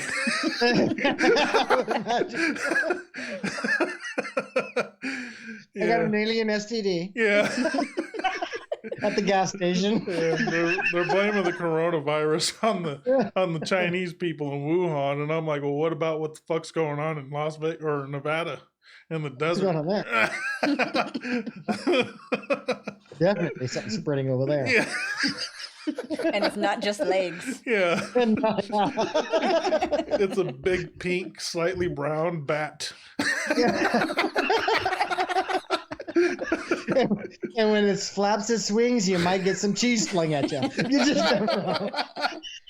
See, then you can ask yourself, what kind of bats were they eating? Yeah. You're fucking It's disgusting. an alien bat. You're supposed to be the female voice of rational thinking in this podcast, and you come out and say something so derogatory like that. Well, sorry. This is 2 podcasts in a row that she's done that. I'm noticing a pattern.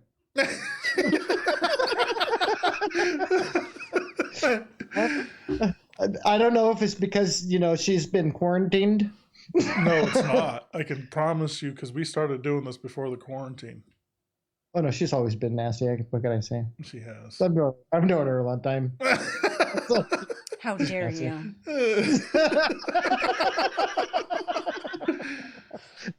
I'm not surprised. So, quick question. So, obviously, I'm not a big book reader because I'm dyslexic.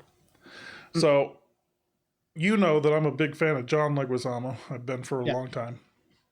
He had one of his latest, or not latest because it's been a while, but one of his last monologues that he did was called Ghetto Clown, which is right there.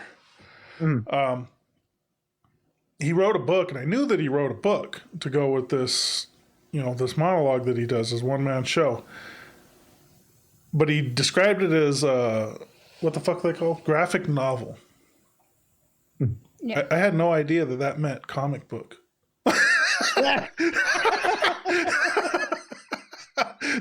Did you know that? Interpreted many ways. Did you know that?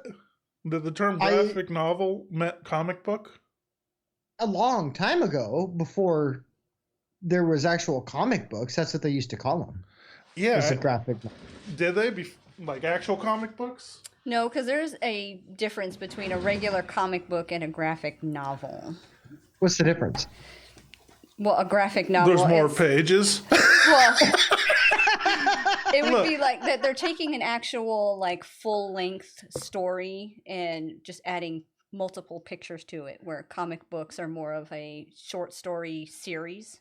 Look. Have you ever read a comic book? Yes, I have. I actually have a collection of them. Thank you. See, Which one? Look at this, Mike. Is this not a comic book? Looks like a comic book to me. I mean, every page is like that. It's a comic book, right? It's just 200 pages of comic book. Now, I don't have a problem with that. I just never knew that. I didn't know that either. So when I discovered it, somebody, one of the people on my friends list that didn't know anything about John Leguizamo, he posted the intro to his movie The Pest, and he was asking people what movie that was. And I was just like, a couple people had already answered it, but I was like, holy shit, I hadn't been thinking about his content for a long time. So I kind of dove onto YouTube and started pulling up clips of, his one-man show Freak and Spicorama and all that stuff. And I shared a couple of them with him. And I was thinking about it. I was like, he's not going to think this is funny. Because he doesn't. What are you holding it? Why are you handing that to me? So you could see it. What? Okay, I saw it. So anyway, I'm like, he's not going to be able to relate to this because, a lot of the stuff in John Leguizamo's monologues relates to people of Hispanic culture that grew up in poverty and experienced child abuse. And all kinds of other crazy activity. So I'm sharing this stuff with him, and I'm like, there's no way he's going to get it. I don't know his history, but I was like, I don't think, and this could be a horrible assumption, I was like, I don't think he's ever been exposed to that culture before, so it probably is not going to make any sense to him. So, but anyways, while I was searching all this stuff, and, I saw a video where John Leguizamo was doing an interview and he was describing the book. And I was like, what the fuck is he talking about? So I looked it up. I'm like, holy shit, this is a comic book. So I went and bought it. Now, it's literally just his one-man show, Ghetto Clown. But it's all illustrated and stuff. And it comes off differently because I've seen that show. It just comes off a lot differently. Which, in the beginning, was tough for me to read because I'm not a comic book guy, ever. I've never been. So navigating my way through what I'm supposed to be reading first was a little tough at first. Yeah. And then there's a lot of Spanglish in there. Mhm. You know, you got, you know, you can catch the puto and Yeah. It's like talking to grandma. yeah, you can catch the puto and the You gotta have maricon it. and, you know, a few other bad words, but ultimately you're like, what the fuck is that? What is he saying? But luckily Yeah. there's like subtitles. So, you know, the first few parts of the book, it was kind of a struggle to get the rhythm going, but it, you know, it's pretty good. I liked it. All right, now you I just have a lot more questions now. Okay, ask him. Like a comic book with subtitles, isn't that just part of the story? No, here, let me show you. It's actually really weird how it was done. So So do you have to like flip to the like a dictionary or something like that? You have to go back to the reference to find out what the word, what maricon is and what. okay, look at this page right here on the right. So you got all the captions. Make that, yeah, there you go. So you got all the captions, and then some of the captions that are in Spanish, they have an asterisk next to them. And some of them may have one asterisk, some of them may have two asterisks or three asterisks. When you go to the bottom of the page, down here at the very bottom, there's Oh, it tells the you what it English is. translation with that asterisk next to it so you can understand, oh, that word caption is is for what? this.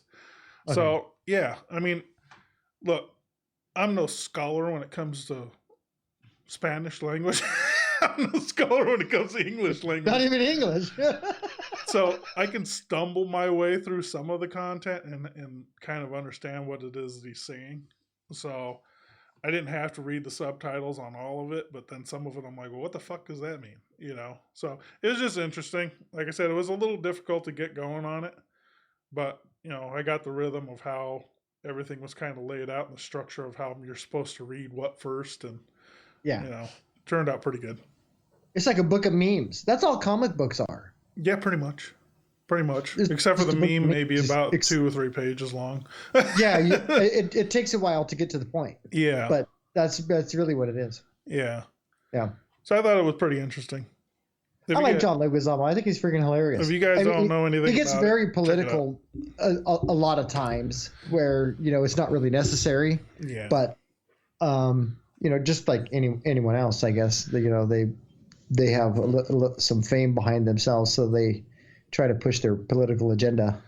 Well, this particular monologue he did in this book lends a lot to, like, if I'm to be 100% honest, within the last month, because I followed him on Facebook, I deleted my follow from him because it got to be too much as far as like the politics and the anti-Trump and all of that stuff. I just was like, it's too much. Yeah. That doesn't mean I'm not a fan of his, but like going back and reading this, I had saw this particular one-man show, when it came out, but going back and reading it, you start to understand because a lot of it is about him. The whole story and premise is about him and trying to evolve as a person from as a young adult into where he's at now, and dealing with his temper and dealing with just the way he behaved in public and Yeah. and the way he interacted with people and why that was happening, and just trying to figure out his place in life. And it makes a lot of sense with a lot of the things that you'll see him post on social media and stuff nowadays, is that even though that he's starting to understand it and starting to figure out who he is, and he's still struggling with it. Yeah. And he's said that many times before too, where it's like he has an identity crisis all the time. Yeah. Yeah. And in this particular show, it came out like, because he's done acting in television shows and movies and some really big blockbuster stuff. I mean, Romeo and Juliet's a big role for him in that movie. Yeah, he was a significant role in there. That was an enormous movie. So it's not like he's like a B actor, I guess you can say. He's actually very good, but his career, no, he's definitely not a B actor. His career has been, he's had a great career. He's done a lot of stuff. It's been pretty up and down though, as far as like activity. He'll take breaks from certain things because he's, he describes it in the show that he crashes. You know, that something will happen, and then, you know, whether it be a bad relationship or maybe he got into a fight on the set. Yeah. You know, and it's very much an artist's mentality as far as being temperamental and just really struggling to be around people and tolerate things, and people tolerating his quirks and weirdness. But yeah, it's interesting. It's definitely something that if you guys don't know nothing about it, it's something you should check out. I'd have to agree. I seen the one man show, but I've never knew anything about the book because me and books don't get along very well. I don't particularly like seeing them. Yeah. Unless it's absolutely necessary, and even then I still don't like them. Yeah. But if it is something that's interesting, I would definitely pick it up. Yeah, I mean, because it's a comic book. I mean, it's 200 pages of comic book, but you can knock it out in a day. It took me 2 days because I was taking a shit when I was while I was reading it. That's the only place I could actually read books is on the shitter. Yeah. Because you're already settled into the hole and your ass is like a suction cup on the thing and you can't get up. Well, no, it's because there's no distractions. With me having my learning disabilities and stuff like that, if there's any sort of distractions whatsoever, I really struggle staying focused on it. My eyes are fucking looking at different things. My brain's off in la la land, and it just doesn't function well. When I'm on the shitter, there's nothing going on there, so I can focus. But then I end up having issues with my legs falling asleep, and Angela's like, Angela, you've now been you know in why there. there's so many streaks, because he's too focused on the book that he forgot to wipe his ass. No, that's not what happens. No, he usually ends up in there for like 2 hours. Yeah, what happens is that I poop. And then he lets it air dry. Yeah, that's what happens. And then gets a paint chipper. He doesn't even need toilet paper. I don't get to the mess soon enough, and then it starts to dry up and looks like fucking paint chips. Yeah. Then at that point, he just goes and takes a shower. Yeah. Yeah. Angela gets up and slips on stucco. That's not... It looks like a scab over my butthole. Let the poop scab up. So it's not a healthy situation at all. No, it doesn't sound like it. Speaking of dirty asses. So there's something going on that I've also noticed. Everybody's being told to wash their hands all the time.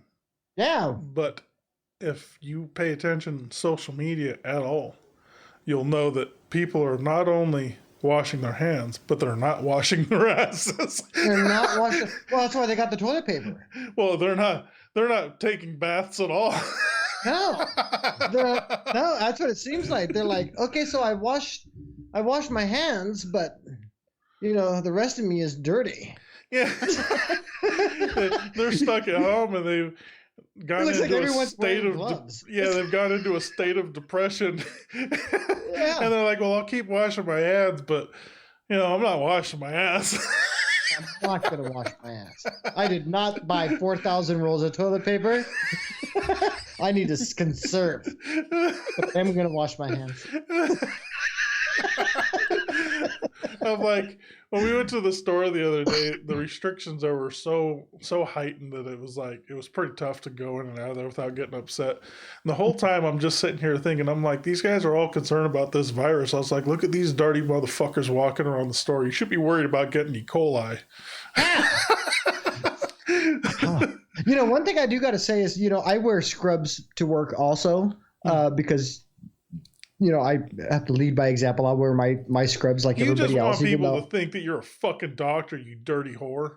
No, anyone that comes into whenever you're dealing with patient care, you have to be in uniform to do it. I mean, I'm in management, so I don't really have to. Yeah, because I'm in charge. No, but let me tell you this: when I go to the grocery store now wearing my scrubs, people get the fuck out of my way. Oh, because they think you got corona. Yeah. Either that or that's all I can assume is they're like, oh, this motherfucker's walking around with all these sick people. I'm getting the fuck out, which is nice. They because think you got corona.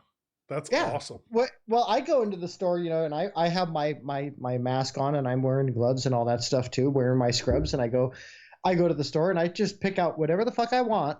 If people see me coming, they just move, which is great because then I don't have to wait for them to get their fucking shit. Let me just grab what I need to get.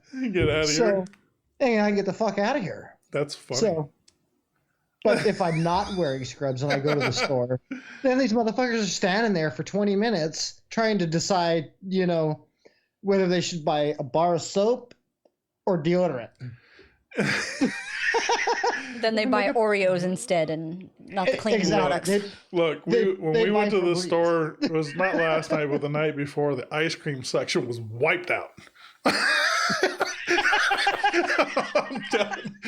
There was rice on the shelves. There was toilet paper. There was all sorts of stuff on the shelves. The ice cream section was fucking wiped out. Yep. Now it's the junk food cycle that's going. Now it's the junk food. Exactly. Now it's all the quarantine snacks. Yeah. Mm-hmm. They're trying to get us sponsored too. People are so bored at home. They're snacking all the time. So they're That's right. We can't. I'm not making any food. Let's go get some ice cream and Doritos. Look at this, Ralph. You and I have already beaten this quarantine thing with our 2020 beach body. We've already beat everybody to it. Yeah. They're calling it the quarantine 15, but I've seen some that were 50. Yeah. The quarantine quarter. Yeah, the quarantine and a quarter. Yeah. So I've been anticipating this MMA fight that's supposed to happen on April 18th, which is not going to happen. But the UFC definitely is trying to figure out a way to make this fight happen. Well, I watched an interview with one of the fighters yesterday. I was like, there's no fucking way on the planet that guy's making 170 pounds.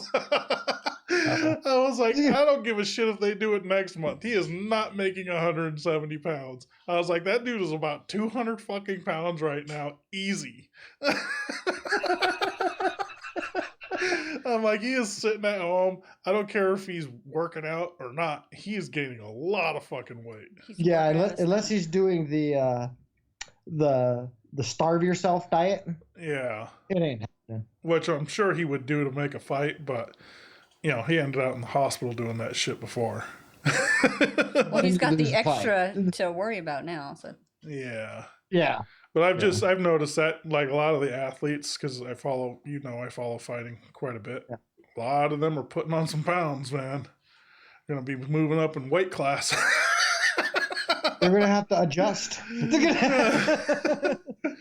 Sorry, but this weight class no longer exists. We had to bump it up 50 pounds. Everybody's just going to go up one weight class. Yeah. And we're just going to call it unanimous. Everybody transfers the titles. If you were lightweight, you are now welterweight. So give up that belt and we'll just shift everything. We'll just shift everything to the right. Yeah. just pass it on down. Yeah. And if you're the one at the right, well, then you're going to have to fucking start all over again. Yeah. If you're one of the ones that was heavyweight, now you're disqualified because now you're a super heavyweight and we don't have a weight class for you. That's right. We don't have an overweight section. Overweight class? Yeah. Isn't that fucked up? They have a 265-pound weight limit for heavyweight, and there's some big motherfuckers that have to cut weight to get to it. That's pretty sad. Oh, that's horrible. I'm like, you're a professional athlete. You have to cut weight to make 265. They might have to switch from MMA to sumo. And then, yeah. Oh, that's horrible. So I was listening to a podcast yesterday, and they were mentioning that they didn't see very many black people that were getting corona. Have you noticed that? I was like, I don't know. I don't have a lot of black friends up here in New York. And well, to be perfectly honest with you, one thing that I haven't seen them do is say, 30 white people have gotten corona and 20 Mexicans have gotten it, but 5 billion Chinese have it. I mean, You don't see those type of statistics. It's just this is how many people, which is good because I mean that kind of helps the racism thing is because they're not segregating how many people from each ethnicity is getting sick. It's good So and bad, I but really you don't know. gotta kind of understand who's prone to getting it though too. Yeah, because they don't care if they're being sexist or anything. They're like, this is how many men are getting it, and this is how Yeah, many they don't. women. Yeah, exactly. Yeah, Yeah. so it's like I'm curious about that because then the other thing somebody was saying they were joking about they're like I don't know any Mexicans that have it at all, and I'm like, well I don't either, but there's no Mexicans in New York really, except for the ones that work at the Mexican restaurant down the road. There's like 4 of them. No, we found those bunch that worked at the The place. Yeah, the firewood place. But other than that, I haven't seen a lot of Mexicans up here. Yeah, I don't know. I haven't seen any kind of statistics for, who's got the corona. I know it's in Cuba. It is in Cuba. I don't know. It's in Mexico.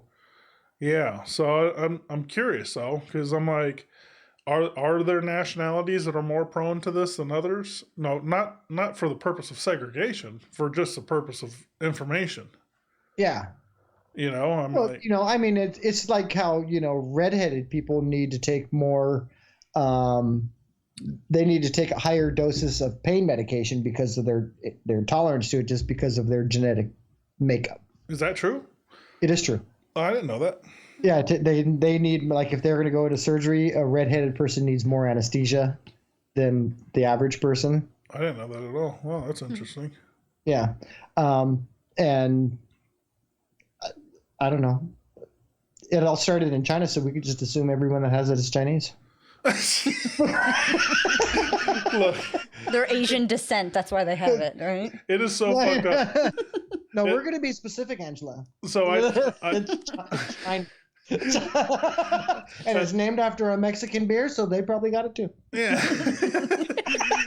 So I go and talk to my dad the other day, and my dad's a big fan of Asian people in general, and Apparently, my family is too. he got super fucking racist about it though. He was all, there's some Chinese people that live in this place, and I was like, what the fuck are you talking about? Because he lives in like an elderly apartment complex. I don't know, senior housing, I guess, where it's almost like a old folks home, but it's voluntary. Volunteering, and there's no nurses. But they got a community center and stuff like that. He's complaining that they've shut all of it down. You can't go get the DVDs from the DVD department in their building anymore either. Oh, and he's man. all, but there's a couple of Asian people in here. He calls them chinos. He's like, he's all, there's a couple of chinos here in this building. He's also, I'm a little worried about it. I'm like, what the fuck are you talking about? I was like, I was like, why are you fucking getting scared of Asian? Those people have probably been in this country longer than you.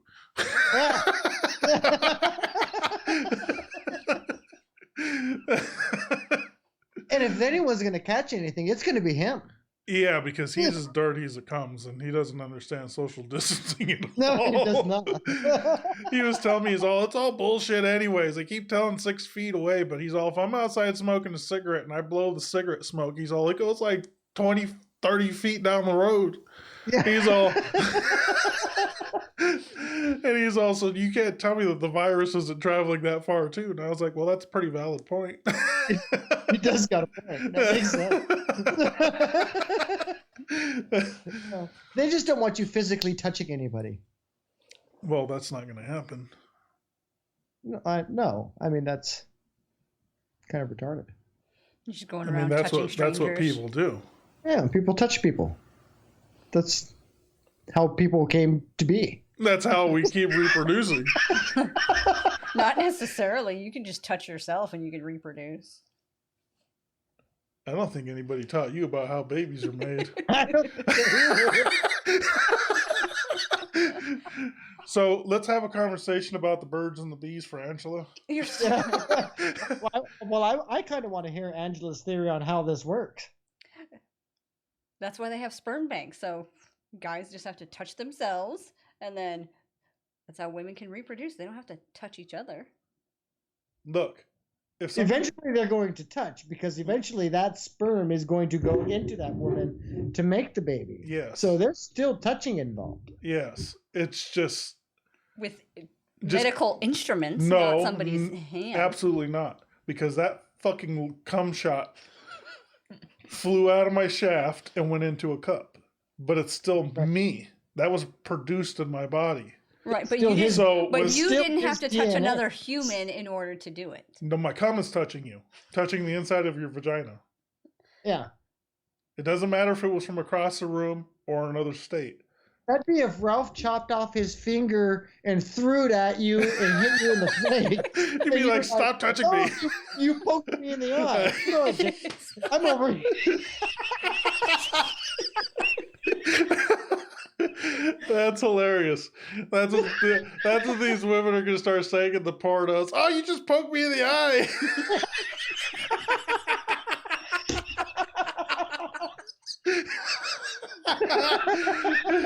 No, I didn't. Yes, you did. Over here. It burns. You're eating hot Cheetos, weren't you?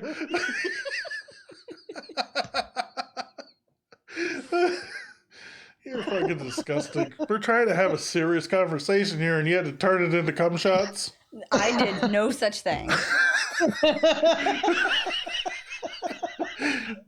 Every Angela time- always makes the conversation go a little bit sideways, doesn't she? Yes, she does. Wow. Straight into the fucking gutter.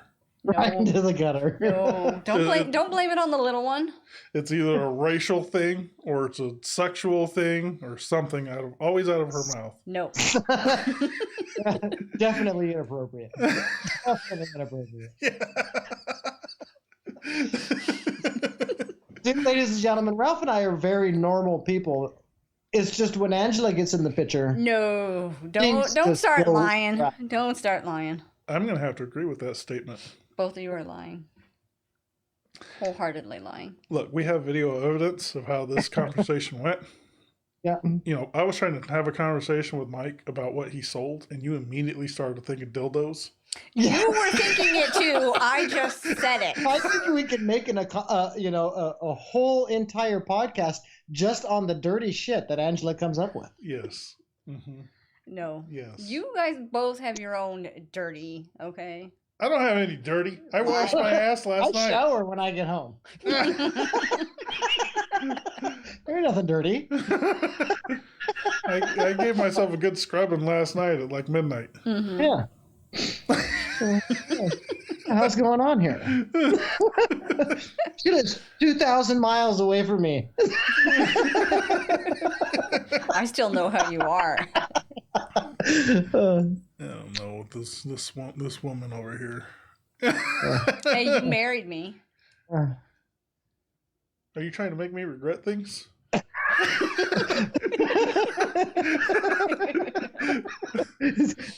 She's trying to remind you. She's trying to remind me of the situation. Yeah, Mhm. you chose this. Yep. You chose- This didn't choose you. You know what that chose- reminds me of? An abusive relationship. It does. You know, you're the one that wanted to be my husband. That's right. So if I abuse you, you just have to put up with it. Right. 'Cause you I don't like see it. you leaving. The other day she was trying to boss me around like I was her bitch. Well, When was I doing that? You were trying to make me cook for you. Not just me, just cook dinner in general. Matter of fact, right before this podcast started, you tried to start a fight about what we were eating for dinner. aren't asked- you asked the a only two people question. that live in that house? Yeah. Well, no, well, And she- So what do you mean not just for me? well, I was asking her today, like, what are we doing for dinner? I said, we. What are we doing for dinner? that's what she likes to say all the time. We. we We. she's got a mouse in her bucket. We is the term that she chooses to use when she's trying to tell me what to do. Lie. That's a gender thing because all women do that. No. Women, please comment below How about this? whether that's true or Women, not. please stop when you fucking say abusing. we, do you really mean yourself? Yeah. Well, I'll answer that question. They fucking do. So one of my friends posted this meme, this bullshit ass meme about how, guys are always asking for certain types of women, but they don't really want it or whatever. And they're basically trying to say that, some women are into this and some women are into that. And I was like, well, some women are also fucking liars. Yeah. Absolutely. I'm just like, hey, who are you gonna try to fucking lie to? Like nobody fucking has ever seen a woman before. Yeah, like they're a new species. Yeah. Just discovered by Steve Irwin's kids. Yeah.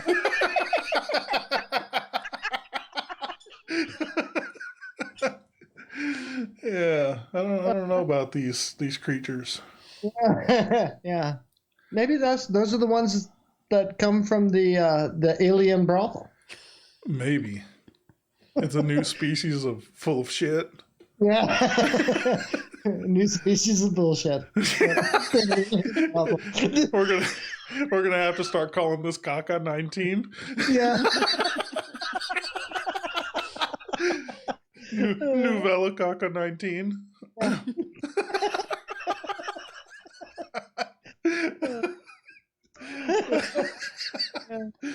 Oh Jesus, man alive. Angela, you already threw this off topic. She did. She derailed everything. I don't even know what the fuck we were talking about. That's not my fault. You have a bad memory anyway. So I don't know. Outside of work, what have you guys been doing other than just sitting around? Well, sitting around. Yeah. We've been binge watching, Netflix shows. Like what? We watched Ozark. Very good show. And so let me ask you a question about that. How did you feel about I don't know, it was like about the second to last or the third to last? It seemed like it kind of got a little lazy. Well, it took a very weird turn. It got a little lazy in the storyline, didn't it? Did. I was like, what the fuck happened here? The writers just decided, well, I don't have any more ideas. Yeah, they're like, let's think about season 4, and just kind of blew off the rest of it. I mean, it ended okay, but for like 2 episodes it was that I was just like, oh, Jesus Christ, I got really fucking lazy with this. This guy's supposed to be an expert in money laundering, and it seems real fucking sloppy right now. Yeah. And the whole purpose of being able to turn somebody that just never went in. It never went anywhere. No. And it made no sense. Like they're like, "Ooh, we got this great idea, but we don't know how to make it happen." Yeah. But we're gonna throw the idea out there and then fuck it off. We're gonna hope people forget what we said. Yeah, forget all about it. Yeah. And hope everyone else forgets too. Yeah, it got weird to me. It was so much of a turn in quality of story writing that I even said something to Angela like during the episode. I was like, wow, they really got fucking lazy here, didn't they? Mm-hmm. Let me see. We binge watched the Curb Your Enthusiasm, which is always highly recommended. I need to do that. You really should. I watched a couple of episodes of it, but I haven't watched the whole thing yet. Oh, you really should. Yeah. Larry David's probably the smartest comedian out there, and for a show that's all ad lib and there's no script, it's fucking hilarious. Well, hold on a minute. He's one of the greatest comedy writers. Yes. I wouldn't call him a comedian. I know he's because he doesn't do comedy. I mean, he's like what's his fucking bucket who does the what's his fucking bucket? What's his fucking bucket? Seth Rogen. Yeah. He's another one. He's really good about writing comedy movies. But he's not a comedian. But he's not a comedian. He doesn't go up there and he doesn't do comedy. Yeah. He just writes comedy. Writes comedy and acts comedy, but they're not stand-up comics. He's not a stand-up comic. Yeah, he couldn't go up there and just in front of a bunch of people and start telling jokes because he wouldn't be any good at it. Well, I'm pretty sure he's tried it. and I know Larry David's done it from time to time too. but he's not they're very not good either. at it, you know. And the comedy scene, the stand-up comedy scene, is enormous, or it was until Corona got on the scenes. But it was enormous, bigger than it's ever been. Yeah. And you're getting people to go to these comedy clubs that are super popular, so they're drawing in crowds. But you watch like their specials and stuff, and it's just like that wasn't that good. No. You know, I'm like, if you sit back and you watch like a Dave Chappelle or, you know, Bill Burr, and then you go and, you know, no offense, but you go watch Adam Sandler's one. Yeah. And you're like, we're talking about two different types of animals here.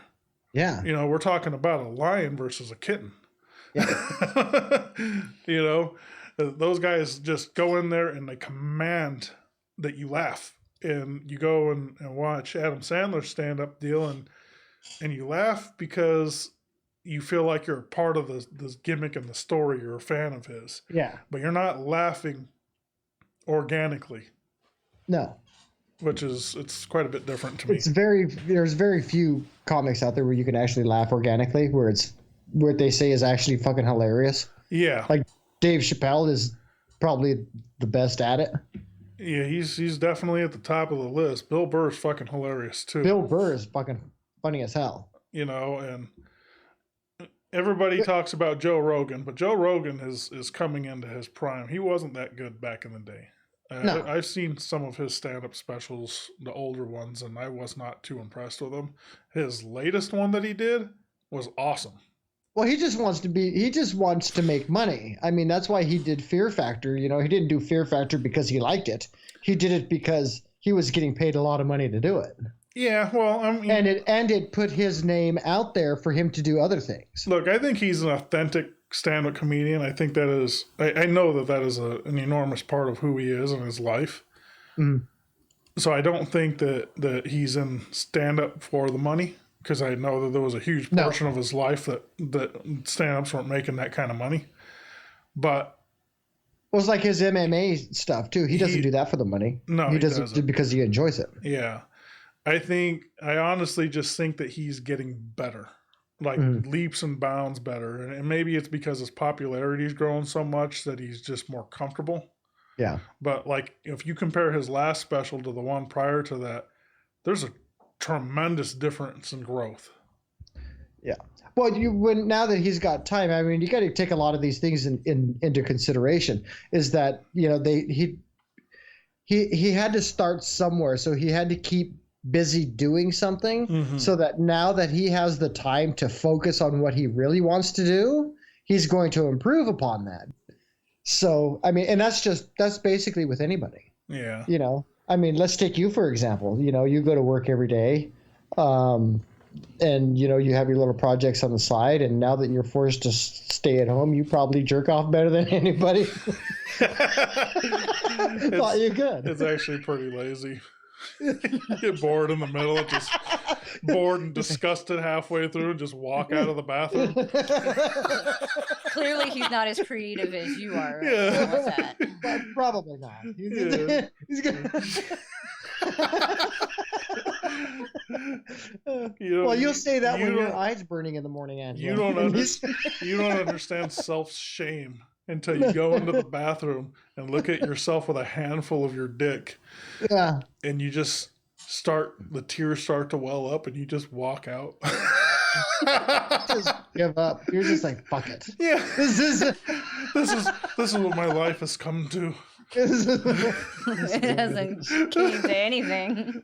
Yeah, and there's not even any cum. Yeah. So it's not even working out. Dick's just hanging out there like a wet sock. Shit. Just giving up on the world. Depression's a real thing. Your penis is depressed. Yeah, maybe. Yeah. It's ADD in the middle of it. It's just like, oh, squirrel. What was that? The cat comes in and looks at you, and you're like, well, I can't do this in front of you. Yeah, stop staring at me like I'm fucking doing something wrong. Are you going to go tell Carrie? Look, that's happened before. Let's be honest here. That's happened before.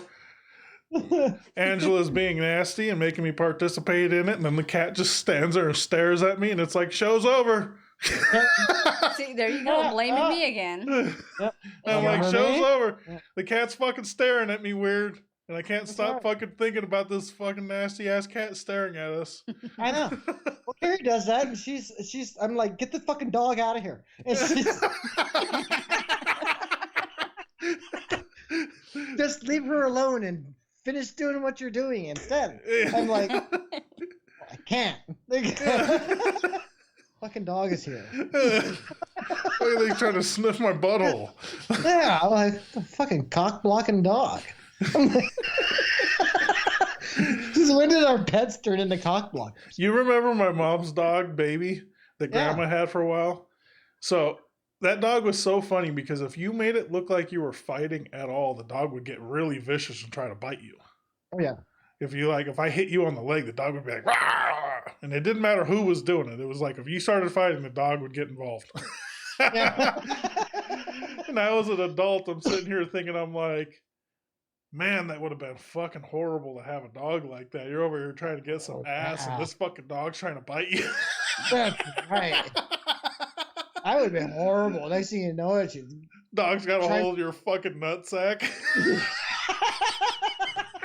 Shaking it Shaking it around. around like a stuffed animal.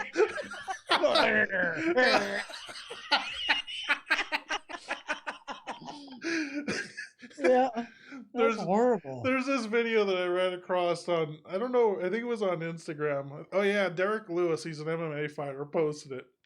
And I don't know what this guy was doing. He's maybe a pet adoption person, but he's doing it from home. Probably because of the whole coronavirus thing. And he's like, oh, we got this cat right here, and he's such a nice cat. And he puts it down in his lap, and that fucking cat viciously attacks him. He jumps up. I wish I could show it to you. He jumps up from the fucking chair, and this cat is latched onto his fucking hip and like clawed into him and biting him, and he's throwing it around. He's like stumbling over the chair and like almost falls into the bed and crashes into the door with this thing. The cat's fucking him up. I'm like, wow, sounds like a good pet to adopt. It does. Yep. I'll take this one. I'm already attached. Literally.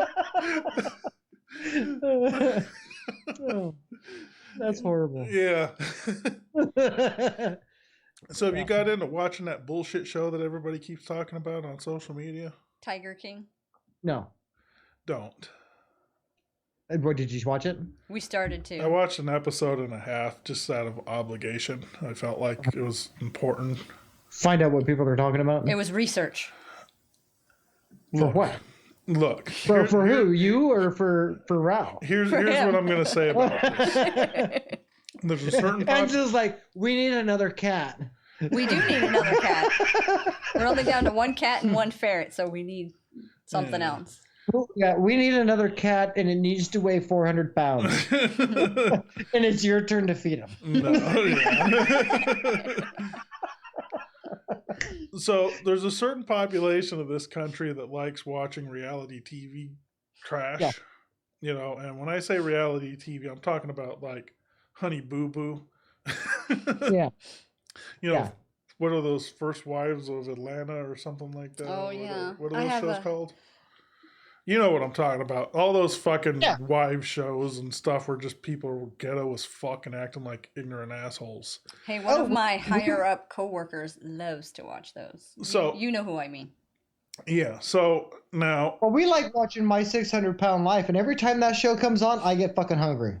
I thought maybe because you were like, look, I still have a chance no matter how much I weigh. Well, I look at it this way. what he's looking It's- at is the food that they're eating. He's like, that looks good. No, what it really is it's a training video for Carrie on how to tend to me. And my You know, older another way she's got to train for you is to get her forklift license and certification. You fat Well, buck. that comes later down the line, you know. And then we make Taylor watch it because you know what? She's young, and now that I have officially adopted her, it's her responsibility to take care of me. So she needs to know this stuff too. So Does she realize that she's gonna have to clean your 500-pound ass? yeah. That she's gonna have to get in there like she's spreading full body I keep pillows? telling her you need to exercise because you're too fucking skinny. And when I get fat and you have to lift up that fold and hold it up with one arm and scrub it with the brush with the other one, you're not going to be able to do it. With the toilet brush. Like she's fucking scrubbing an elephant. Yeah.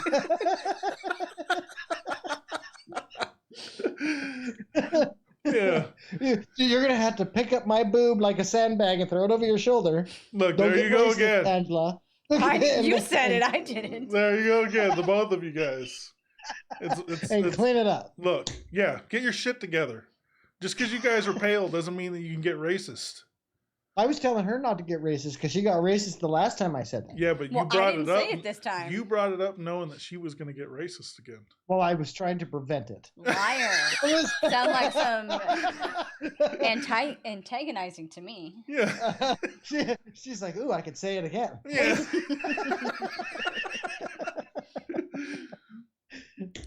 So, Yeah. Am I wrong in to assume that why everybody likes that show is because it's a fucking train wreck? Probably. I'm going to have to say, yeah. Even though I've never seen it, I kind of get the basis of the story by what people have said about it. But I would have to say people like watching disasters. Look, call me uppity, but I don't find anything entertaining about hanging out with people that I wouldn't want to hang out with normally. Yeah. I'm not going to turn them on to my television and be like, oh, this is entertaining. Yeah. I don't hang out with people like that because I don't like the chaos and the dumb shit. And I'm not going to watch them from a distance.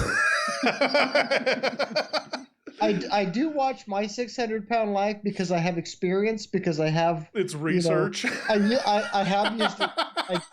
I did hang out with you and Junior quite a bit. Whatever. So I can kind of relate. Listen here, Chubby. You're catching up to us fast. No, I'm slowing down. Whatever. That's bullshit. I'm steady. Look, from last Steady episode, gaining weight. steadily gaining. I've plateaued at 5 pounds a week. It's a steady weekly gain. That's right. I plateaued. It's maybe a Grand Canyon type plateau, but it's a plateau.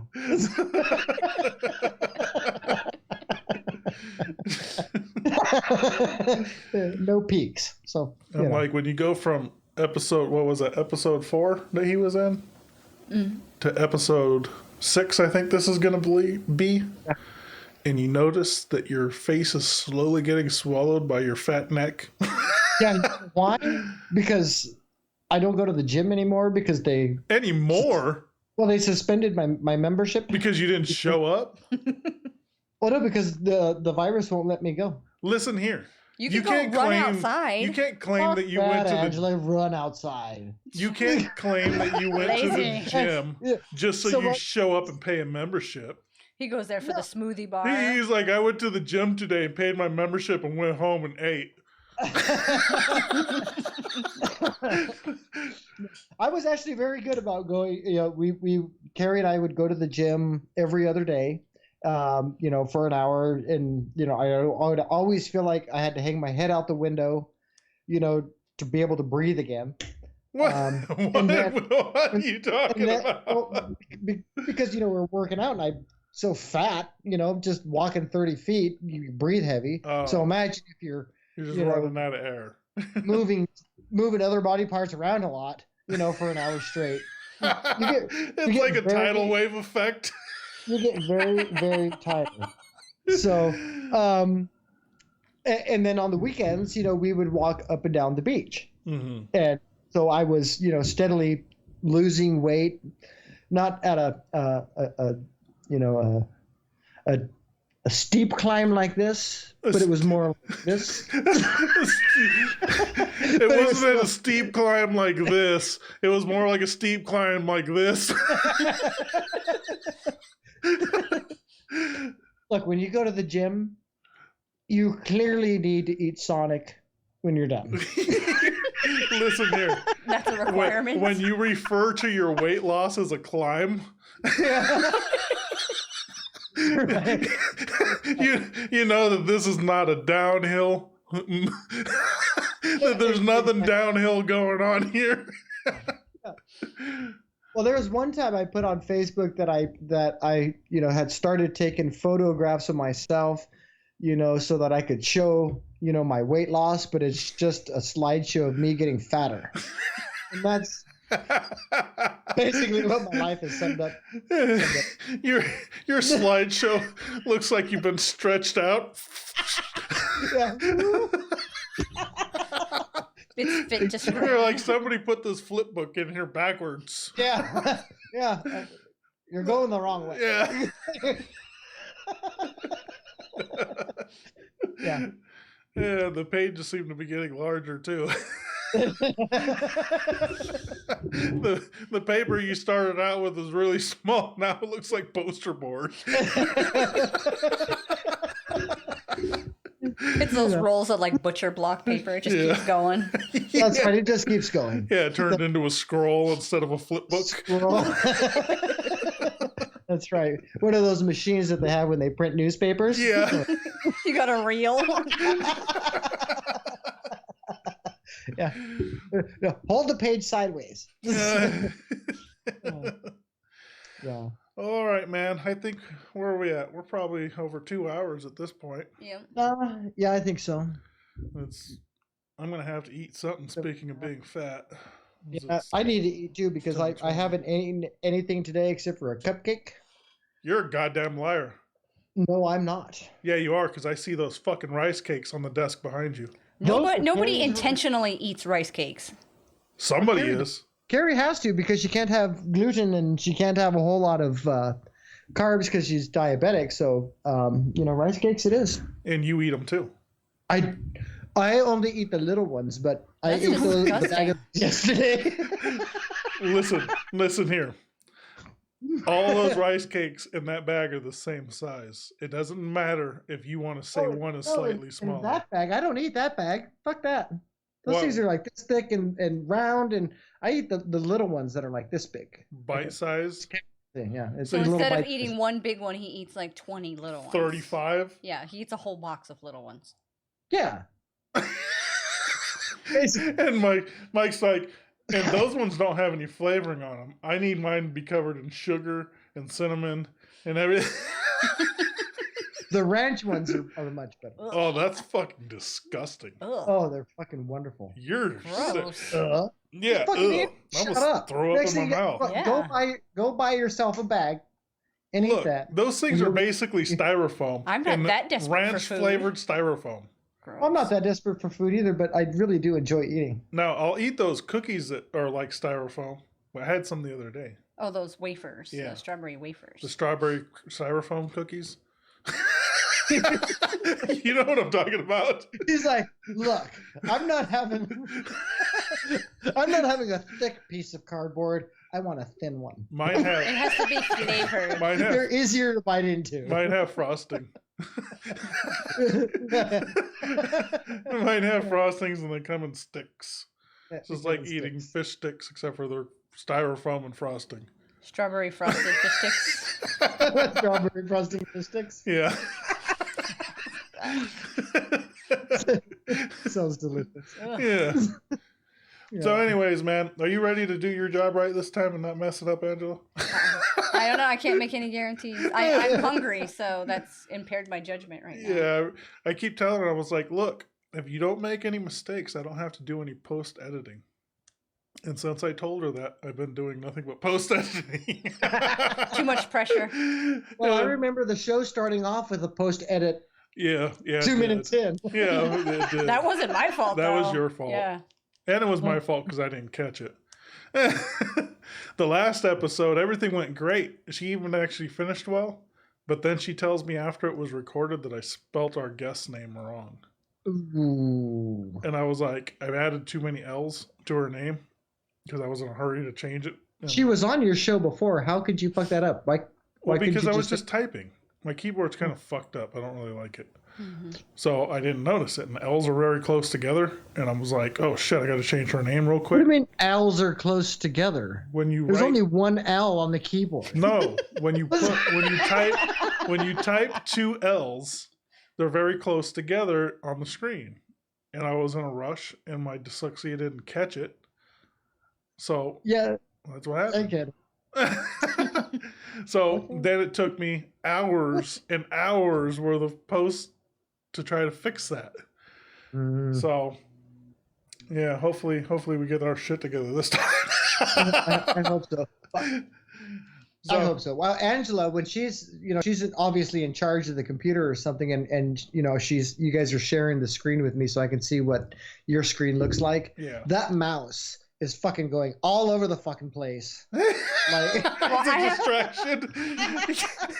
like she's bored and she's just going like this with the mouse, just like. I have to keep it awake. Yeah, that's another problem I have. That keyboard and mouse came together and they're Bluetooth connected, and they're both battery powered. They recharge via USB, so they shut down. The mouse will shut off in the middle of you using it, so you have to like click it or you got to keep moving it around. It's kind of annoying for our setup. We're probably gonna have to get wired stuff. Oh, I thought it was because you guys are having a secret conversation and she's just drawing circles around your head of saying, "That's the fat part," and that's. I would need a bigger circle for that. A bigger circle? A bigger circle. A bigger circle? Yep. See, it's so big I don't even have the proper word for it. It's so big that she stumbled. Yeah. Yep. I think she's Donald Trump. It's very bigly. Yeah. Everything's great. It's very bigler. It's very bigler of you. Very bigler of you. I noticed that my hunger is getting bigger and bigger by the minute. We need to eat. Because I've been forced to watch him during his press conferences because I won't watch regular news. Like, I'm just not fucking doing it. I'm gonna pay attention to the press conferences, and that's it, because the news is so fucking out of line right now. Oh yeah. You know, I watched the same interview that they watched, and they turned it into nothing but doom and gloom. And I'm like, come on now, get your shit together. So I've been forced to watch him, and it's been interesting to watch him because when he's struggling to read his paper, it's very noticeable. That's when he starts saying all of those terms that he likes to use. Everything's really good. It's great. It's wonderful. You know, those things that he always says. Yeah. If you watch him closely, you'll realize those are his fillers. Yeah. Those are his way of buying himself time until he gets back on subject. Yeah, because the teleprompter's moving way too fucking fast, so they need to back it up, and he just back that shit up. Well, it's funny though, because those are the things that certain news outlets are using to hold against him, and I'm like, you know that he's using that as filler because he's trying to get to the subjects that matter, and you're fucking using that against him like it's facts. Yeah, and I'm like, God damn it. It's all. I mean, it's all propaganda. Everyone has an agenda, and so it's just them pushing their agenda by saying, oh well, this and this, but then they'll turn around and say something else that contradicts it. So I mean, that's why media is a joke. I don't really know what I don't know. If you're gonna watch a media outlet to get news and actually just get the news and not the bullshit that comes along with it, is you have to watch Al Jazeera, because they're the only ones that just give you, this is what's happening. Probably because those guys are scared. And then they move on. They're scared of getting shot. They're like the news outlet in these other countries that are really aggressive government. They're like, look, we got to be careful on what we say. Yeah. Before we disappear. Exactly.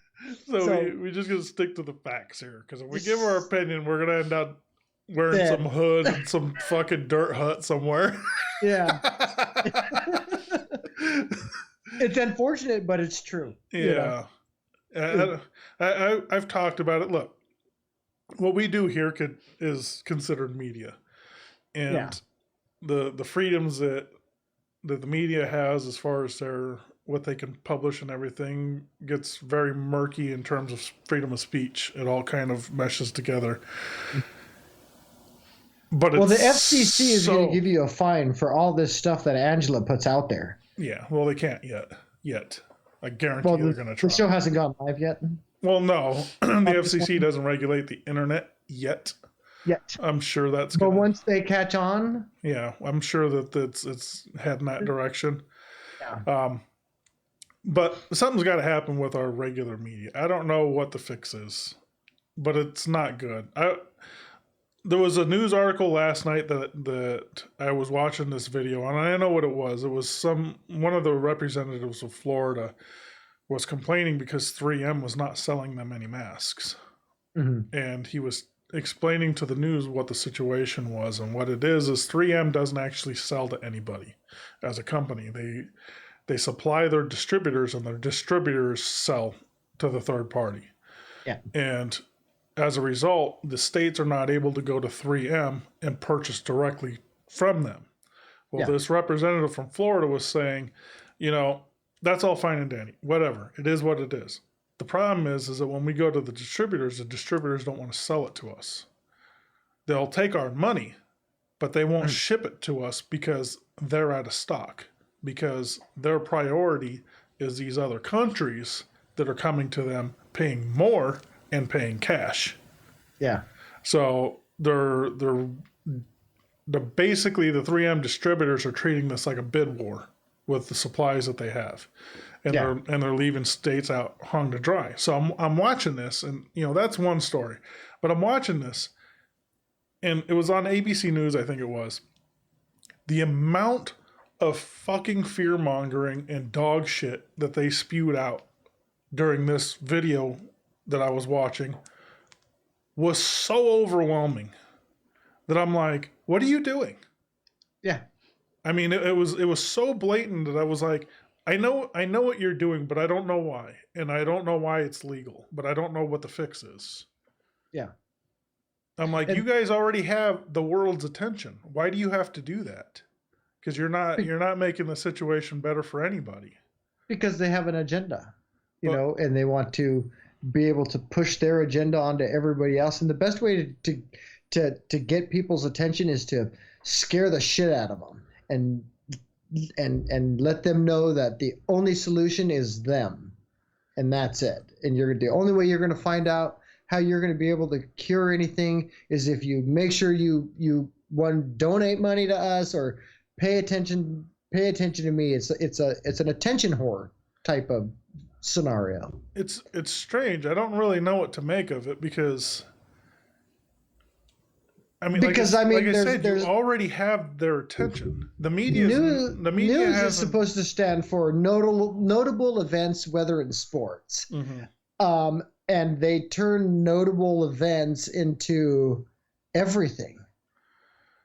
And they want to put their own little spin on it and give their opinion. No one really gives a shit about your fucking opinion. But just tell us what the fuck is happening. Because they watch it. And that's what it was. I'm forced to watch this bullshit because I want to know what the situation is with 3M. And I'm not saying they were, to make this clear, I'm not saying that they were overblowing the situation with 3M. There was other content in the video that was being put out there unrelated to the issue that Florida was having with 3M that I had to endure to get to the topic that I wanted to pay attention to. Yeah, you got to filter through the bullshit.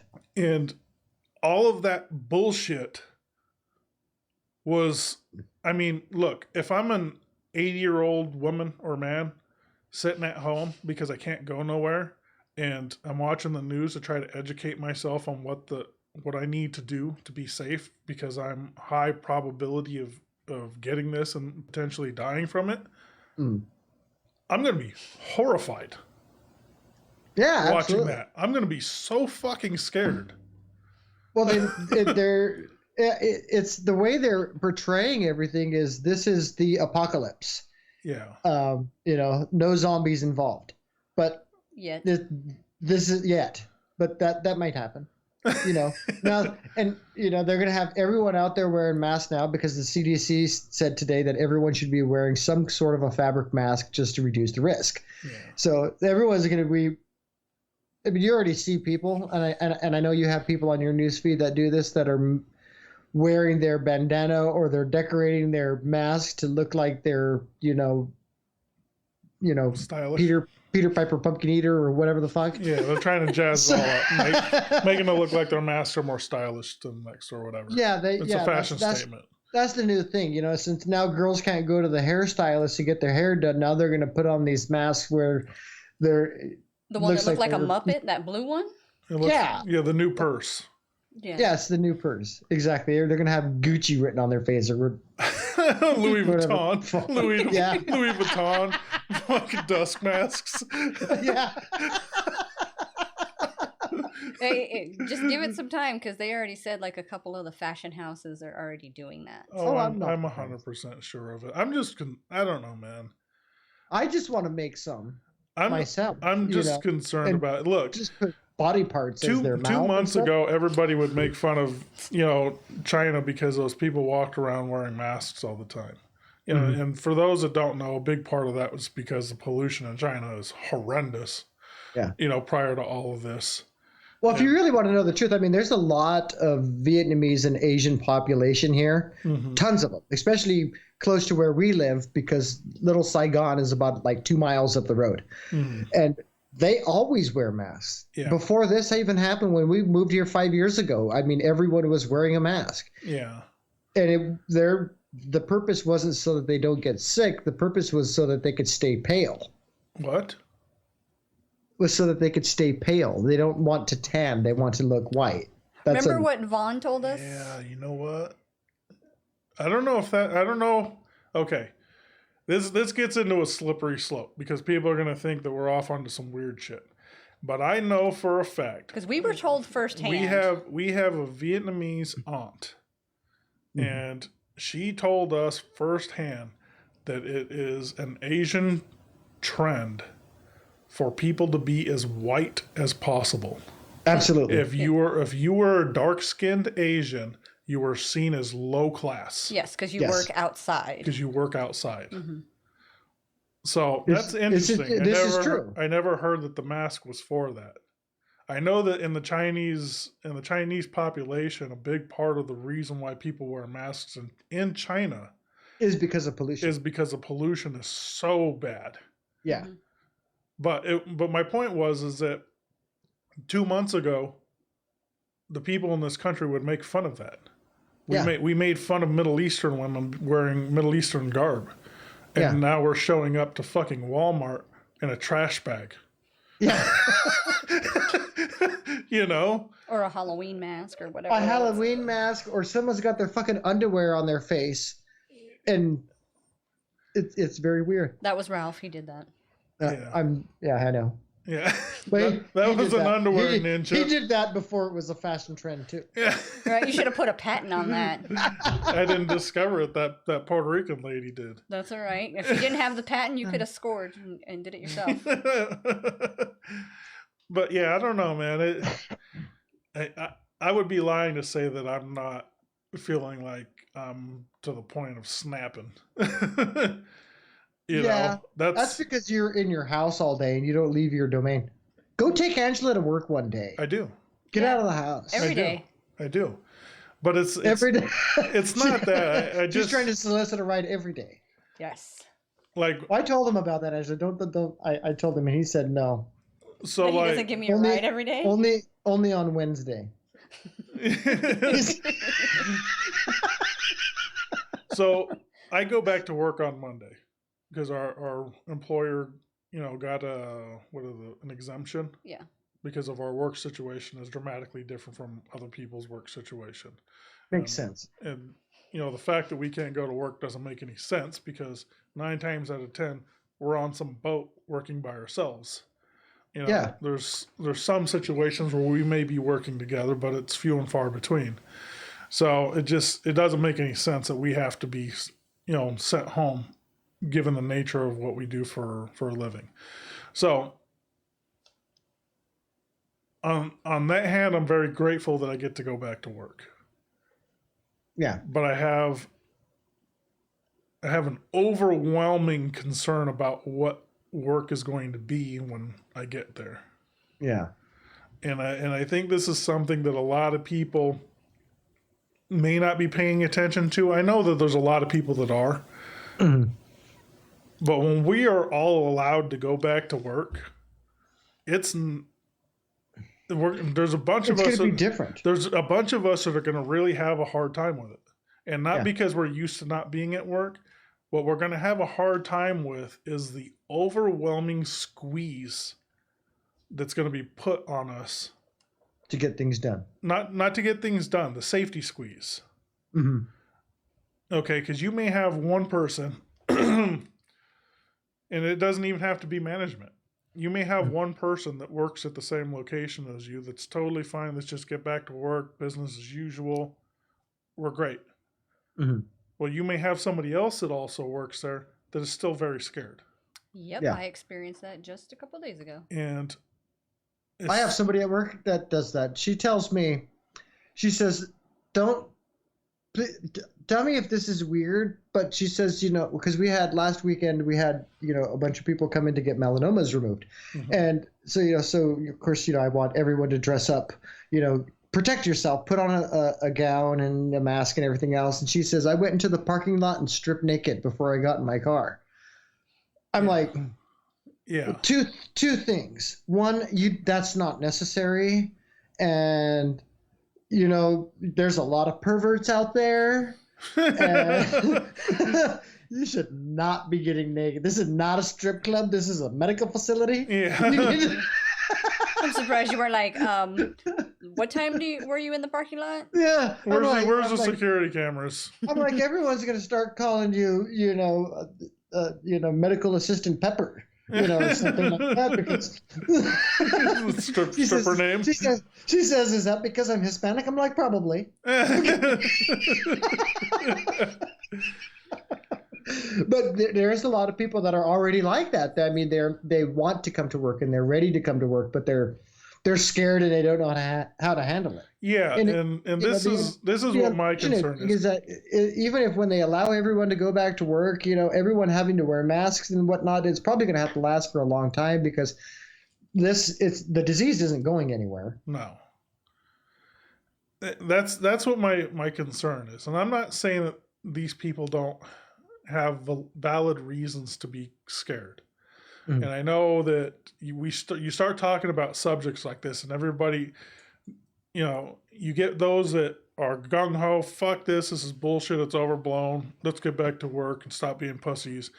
But then you got a huge portion of our population that are legitimately scared. Yeah. And rightfully so, because they've gotten the shit scared out of them. And they're concerned about dying, they're concerned about killing their loved ones, and so on and so forth. But that fear is going to change everything. And there's going to be certain people that really, really struggle with that change. Whether it be... So what that's going to do is that's going to put a burden on the mental health system. Yes. Because they're not going to know. People are going to... Everyone on the planet's going to have PTSD all of a sudden. Yeah. And even the ones that are like, let's just get back to work, because what's going to happen... And look, here's a scenario. You go to work and you're of sound mind and whatever, and you're trying to think of things as rationally as possible. And you get an individual there that sees something and they get really scared over it. Kind of like this situation where people are, I have a friend of mine who's a mechanic. He gets a car in and all their dirty latex gloves are on the fucking floor of their car. Yeah. Well, that doesn't make any fucking sense. You're using all these gloves and then you throw them on the floor of your car and close the door and the window and you're breathing it all in.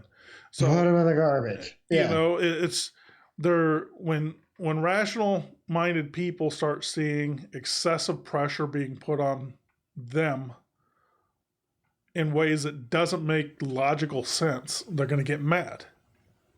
I think the only places that are going to be able to adjust just fine are places that have not closed and had to adapt to a different way of doing business Little by little. yeah. And then going back. So they are already if you work in a clean room.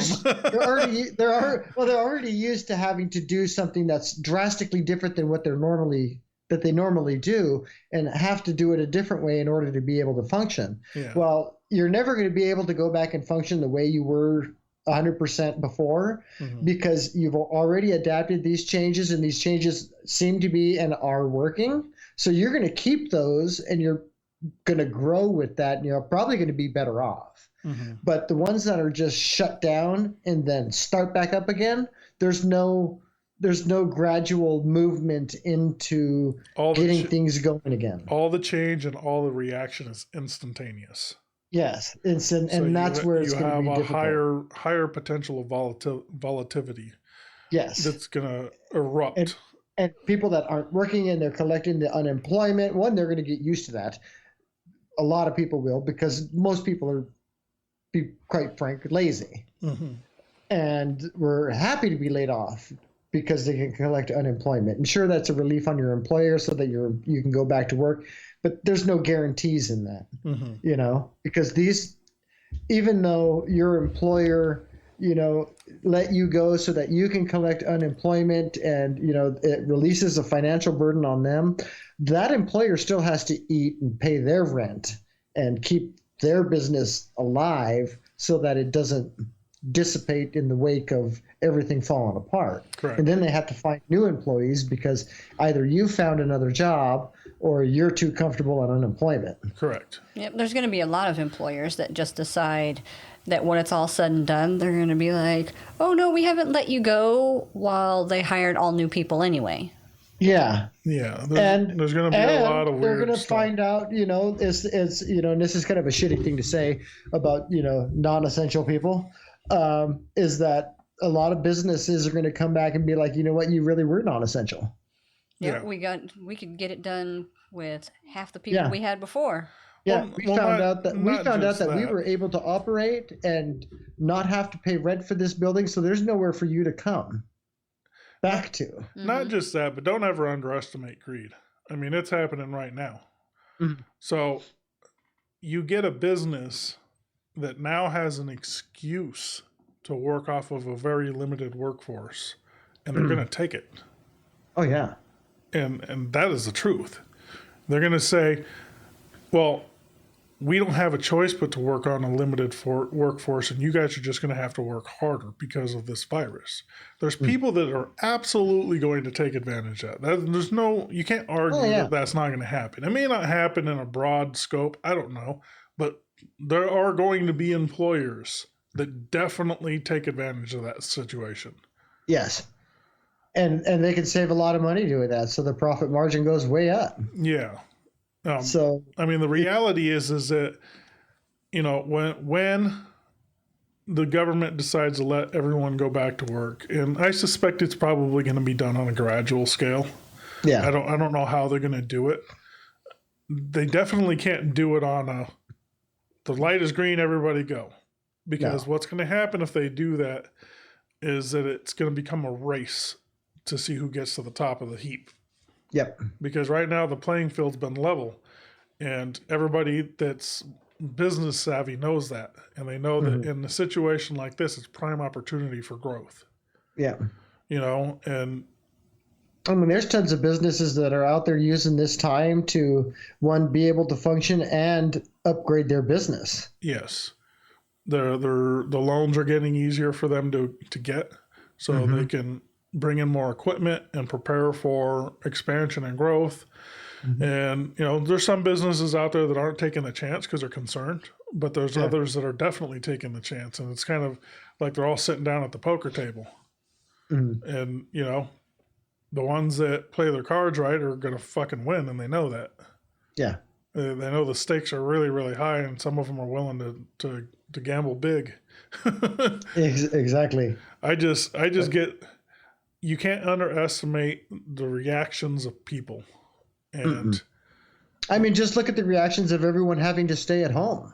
yeah, People are going to the extreme, and there's the ones that are making light of everything and being able to adjust and just kind of have fun with it. But then at the same time, you have these people like, oh my God, I can't work. No one needs to leave the house. And they go into a panic like they did over here, and they're like, okay, we're closing the parking lot to the beaches. Okay, now we're going to close the beach. Okay, now you people still don't want to get out. We're going to close the grass in between the street and the sand. Well, it's like these people. It's like these people are creating committees. They're preparing themselves for like a complete martial law, so to speak. Well, I mean, we are in martial law. They just it's just not official. Yeah. But it seems like people as individuals, not all of them, but a lot of them are getting to the point where they're wanting to police everybody. Yeah. Everyone wants to be the boss. I'm at home, snitch on everybody. And whatever the rationale is behind it, it's becoming a snitch thing or becoming a, hey, let me tell you how you could be more safe thing. And I keep using this situation where we had gone to the store because outside of having to go to the store, we don't go anywhere. I'd pick her up from work or the bus stop or whatever. And that's my extent of going outside. So when we go to the store, I can tell that the employees that are currently working at the stores are starting to feel like the pressure's too much. Yeah, they're very agitated. Yes, and I don't think it's one individual thing. I'm sure that there's employees at the store that are scared. I'm sure they're like, man, I can't leave this job. I've got to pick or choose. That's the thing too. Is there's a lot of people that are very scared, but they have to pay their bills. Yeah, but then I can tell that there's people that they're like, this is too much. Yeah. You can see it on their faces. Oh yeah. You can see it in the way that they're performing. That they're like, this is too much. Yeah, they're having an anxiety attack just trying to check in your groceries. Yeah, because I mean, let's face it, jobs are stressful. Period. Before all this happened, jobs are stressful. Some of us had really stressful jobs. You throw on a fucking squeeze hold of safety on them, and it's gonna get worse. And people in really stressful jobs they're gonna snap. They're gonna snap. They're gonna be like, that's it. I can't fucking do this. Yeah. And you're gonna have people walking out of work. And I hate to say this, but you're probably going to have legitimate lawsuits being filed against companies. Oh, yeah. Because, what's legal and what's not legal in terms of the safety being implemented on people. It's gonna get kind of crazy, and it's going to be different. It's going to definitely be different once things go in back to what we want to think is going to be normal, but it's never going to be normal. No. But it's going to be a very interesting thing to see. Yeah. I think, level-headed people like ourselves are probably going to adjust to it just fine. But I don't know about me. That's a big concern for me because I'm the type of person that my outspokenness may make me fucking say some shit that may get me in trouble. You tend to put your foot in your mouth. So, that definitely is a concern for me because at some point, I always hit my breaking point of stop. That's it. Enough is enough. Stop fucking pushing. And I'm the type of person that will say something like that. And then it's like, well, what does that turn into? Yeah, it just turns into an argument, which isn't good. It's not a positive thing. Yeah, it's like, is this going to turn into something that my whole lifestyle gets derailed and I need to go find a different place of employment that who knows that situation may be the same thing there too? Yeah. There's just a lot of uncertainties and stress and stuff that comes along with it that I don't think a lot of people that are currently working or sitting at home realize what is going to happen. And this is not going to be easy for people to get through. I know that I'm not the only person that's going to struggle with this. No, there's going to be a lot of people that do. It's going to be completely different. Yeah. my biggest struggle, I think, is going to be not being able to go 80 miles an hour on the 405. Yeah. It's going to go back down to 8 miles an hour. I'm telling you. I'm going to be extremely pissed off. I'm telling you right now, I see those 5 lanes opened up in the fucking pictures and stuff like that, and I'm like, this is prime drag racing. It really is. I'm like, you could fucking do 200 fucking miles an hour on those freeways and be as safe as can be. As safe as can, and everyone does. Everyone's going 100 miles an hour with. Yeah. Everyone's taking full advantage of being able to go as fast as you want. Yeah. How is the police situation out there? Is there a lot of them out and about? Don't really see very many. Yeah. I honestly think the police don't want to get themselves involved with anything either. Yeah, I'm sure they have the same fear and concerns that they're human, just like everybody else. So they're, they have the same concerns of like, I'm not stopping that motherfucker. He looks like he's got corona. I'm not taking the risk of getting coronavirus over a speeding ticket. Ticket. I'm sure there's some of that going on. That's something else that I've been curious about. Yeah. I'm sure that their main focus is things like, domestic violence. Domestic violence has went up quite a bit because people didn't realize that they can't really spend a lot of time with their family without beating them up.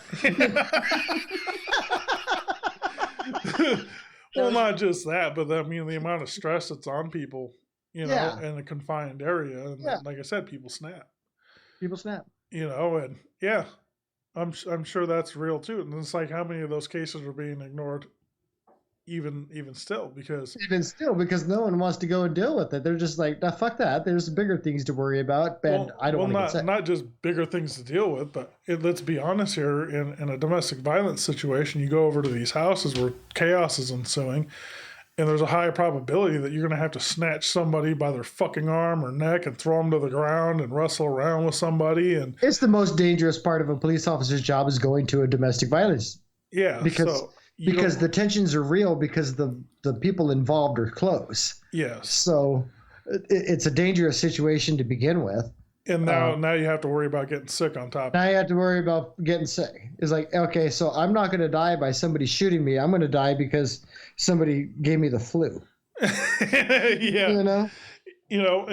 It's joking, but yeah, I mean, it's very real. I mean, there's going to be a lot of people out there that are seeing it like that, and they're not going to want to do their job to the fullest capacity. So anyway, man, I got to get going, man. Yeah, let's wrap this up. Hopefully it didn't get too serious this time around. People still enjoy it. It was a good 3 hours. So I think I got, Jesus Christ. You got what is it? Patrick and Julie beat. So it gives them something to strive for. Yeah. I'm going to get a message from Julie's management. Yeah. I'm actually going to record another episode tomorrow with her and a friend from Arizona. So we'll see how that goes time-wise. Well, good luck. Good luck. Anyway, it's always a good time. Yeah. Love you, man. Love you too. You and Angela have a good night. Yep. Take care of yourself. If you get coronavirus, make sure you give Carrie a big kiss. We'll do another podcast, and I'll just cough into here a few times. Let's see if we can spread it through the internet.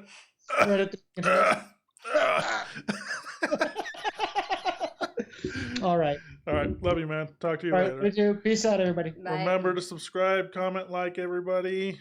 Share the video, tag your friends, whatever. Just help spread the word about us, and we'll talk to you later.